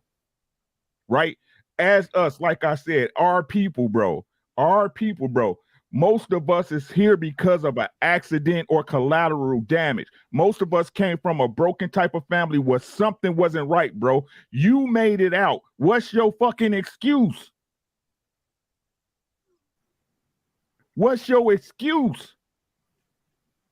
We can't keep giving excuses when ain't none of us. Again, this is where within our own psyche, right? We put each other in different levels, right? We actually set up our own fucking caste system within our own parties, bro. Right? Because you always ain't nobody here to save nobody. If somebody giving you help, they doing it out out of their own love of their heart. It's a fucking favor. We doing you a fucking favor. Don't nobody owe you nothing. You owe it to yourself. Oh, it's not the guns, it's the money. Why niggas taking the money? You got a decision to make. Make the right fucking decision, bro. And the people who continue to make the wrong fucking decisions will continue to make them. Because y'all in love with money, not y'all, but the people that's doing it. Y'all in love with money. Y'all in love with status. Y'all in love with jewels. Y'all in love with Hennessy. It starts with y'all. Fuck what society talking about. Y'all are society. You people make up society, and y'all don't want to fucking change, bro. This is the fucking frustrating part about it. Y'all the fucking problem. Everybody not gonna be rich. Everybody not gonna be no baller, but you supposed to be better than your fucking parents. And a lot of y'all worse than what y'all parents was, and your parents was shitty. And you know it, because that's what you constantly blame it on. Yeah, I was in the hood. My environment, da-da-da-da. My daddy wasn't there. My mama wasn't shit. And y'all expect somebody to just come and swoop down, and y'all just wait for Jesus to come down out to heaven, swoop down and take y'all up to the planet Nubra X in a goddamn spaceship or some shit. Hey, J Speed wants some attention. He said Logic patronized a strip club. So what that's supposed to mean? White folks go to the strip club. Chinese man go to the strip club. The fuck that mean, nigga? Debate my point. You see that's the black niggas. See, I hate niggas with a passion. Hey, do you man like a strip club on this panel? Hey, let Ricky finish his point, bro. Oh, my bad. He stopped. I thought he was done. And like I said, man, the whole thing is, man, again, the very things that hold us back from meaningful relationships between men and women, with our children, with our elders, with each other, is the very things that y'all complain and say forever and a day. This is what the white man did to keep us from being together. And this is the shit y'all exalt. This is the shit y'all put up on the mountaintop, bro.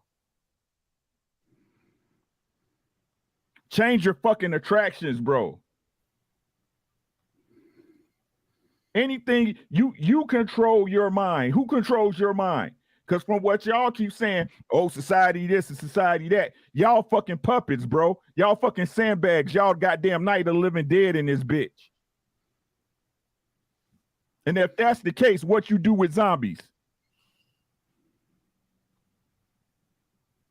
If that is the case, what do you do with zombies? You hit them in the head, you hit them with a headshot, and then you do it twice. You double tap them to make sure they don't get the fuck up.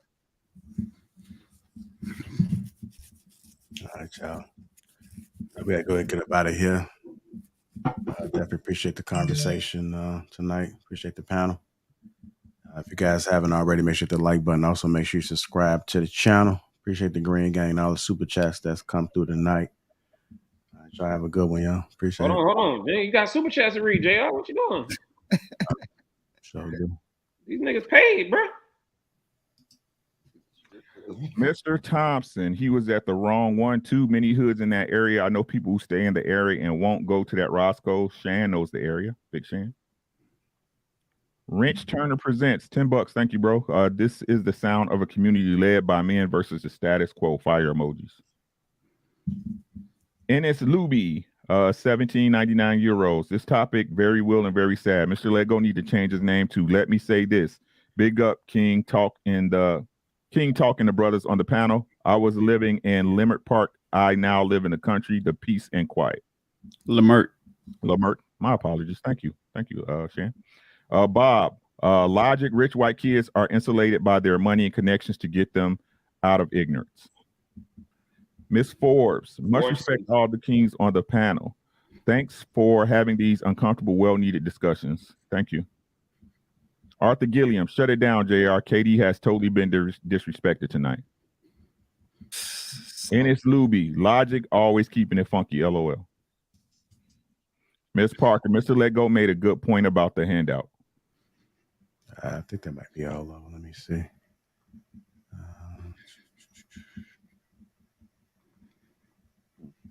I think that's it. And Jay Speed used to work at the strip club. Talk about me going. See how niggas is?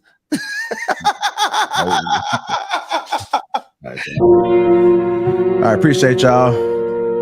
Y'all enjoy y'all evening, the rest of y'all night. All right, Rio.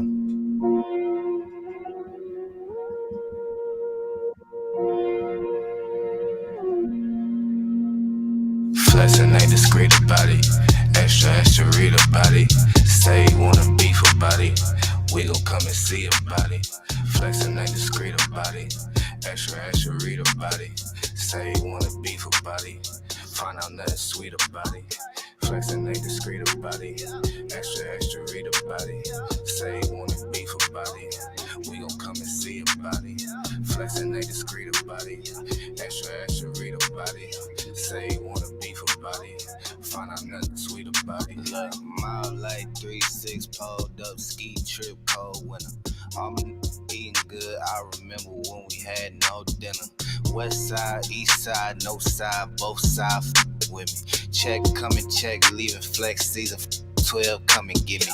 Gil to run around high speed, chasing all the big bags. Bending corners, bending rules, bending necks, Gil the whiplash. Slide through hot knife, warm butter storm, gutter drain lane. Young man, old habit, still at it, tryna let my chain hang. True story, new story, 2-story condo, PnB. 4 bath, 1 me, no key, like I did a B&E. B&Me so good, so hood, so not worried about it. 250,000 new views, old news, know you probably heard about it. Extra read about it. Headline, word around town, flexing. Ballin' on my course, so I ain't worried about nobody out of bounds, stressing. Feeling like Hercules, murder these ain't a problem to me. Tried to tell the main service don't come unless you bringin' condoms to me. Flexing ain't discreet about it. Extra read about it. Say you wanna beef about it. We gon' come and see about it. Flexing ain't discreet about it. Extra read about it. Say you wanna beef about it. Find out nothing sweet about it. Moving, shaking, coming down to me. Stacking, racking, money, power flipping. Moving, shaking, coming down to me. Stacking, racking, money, power flipping. Moving, shaking, coming down to me. Stacking, racking, money, power flipping. Moving, shaking, coming down to me. Stacking, racking, money, power flipping.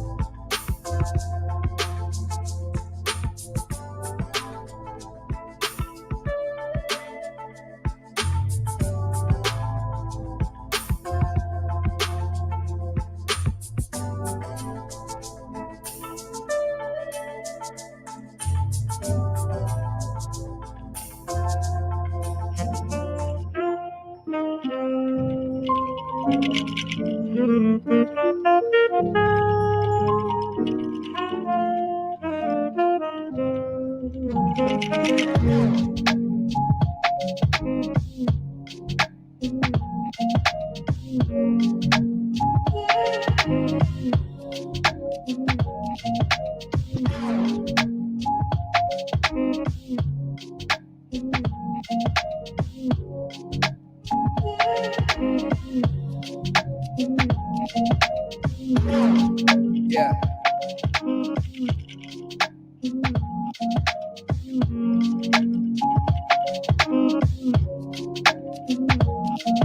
Yeah.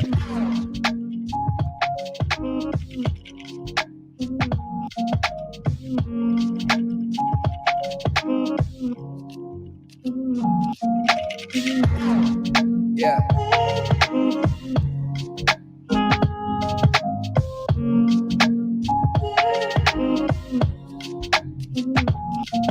Yeah.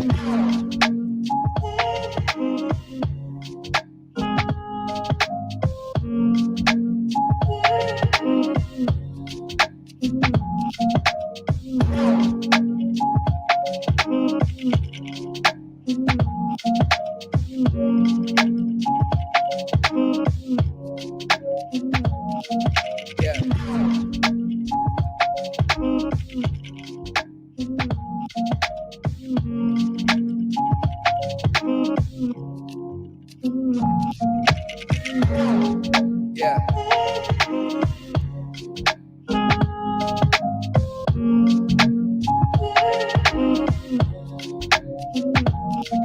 Yeah.